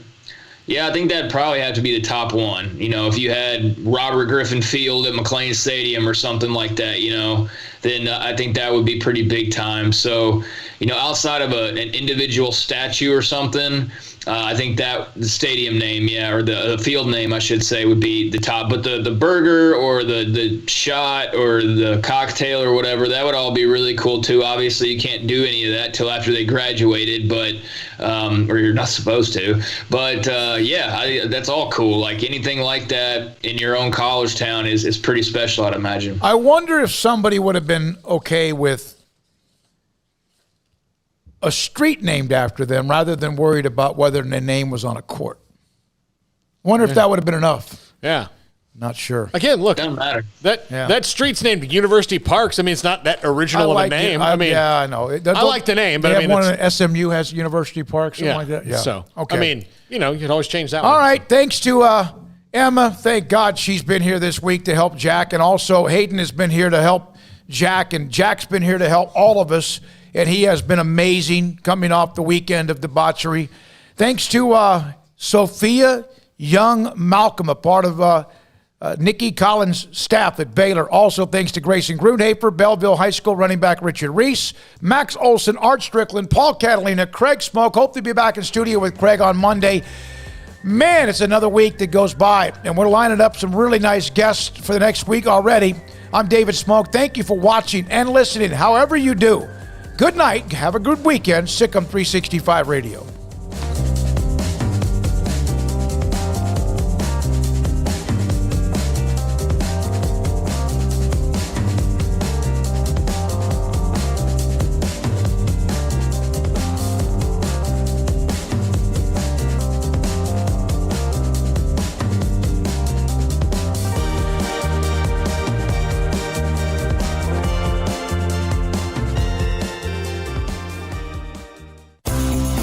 Ideal MRI is a small family business right here in Central Texas. We're open to support you while lowering the cost of healthcare bills. When you need an MRI, ask your doctor for an Ideal MRI. Visit us at idealmri.com or call us at 833-IDEAL-MRI.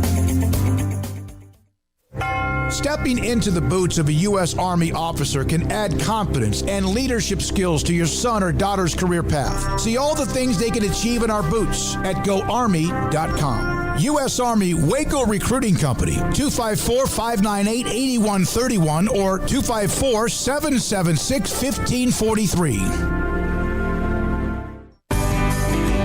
Texas Farm Bureau Insurance has been proudly serving Texans across the state for over 60 years. Call 254-772-8090 to find an agent who will provide a free review of your auto, home, and life coverage.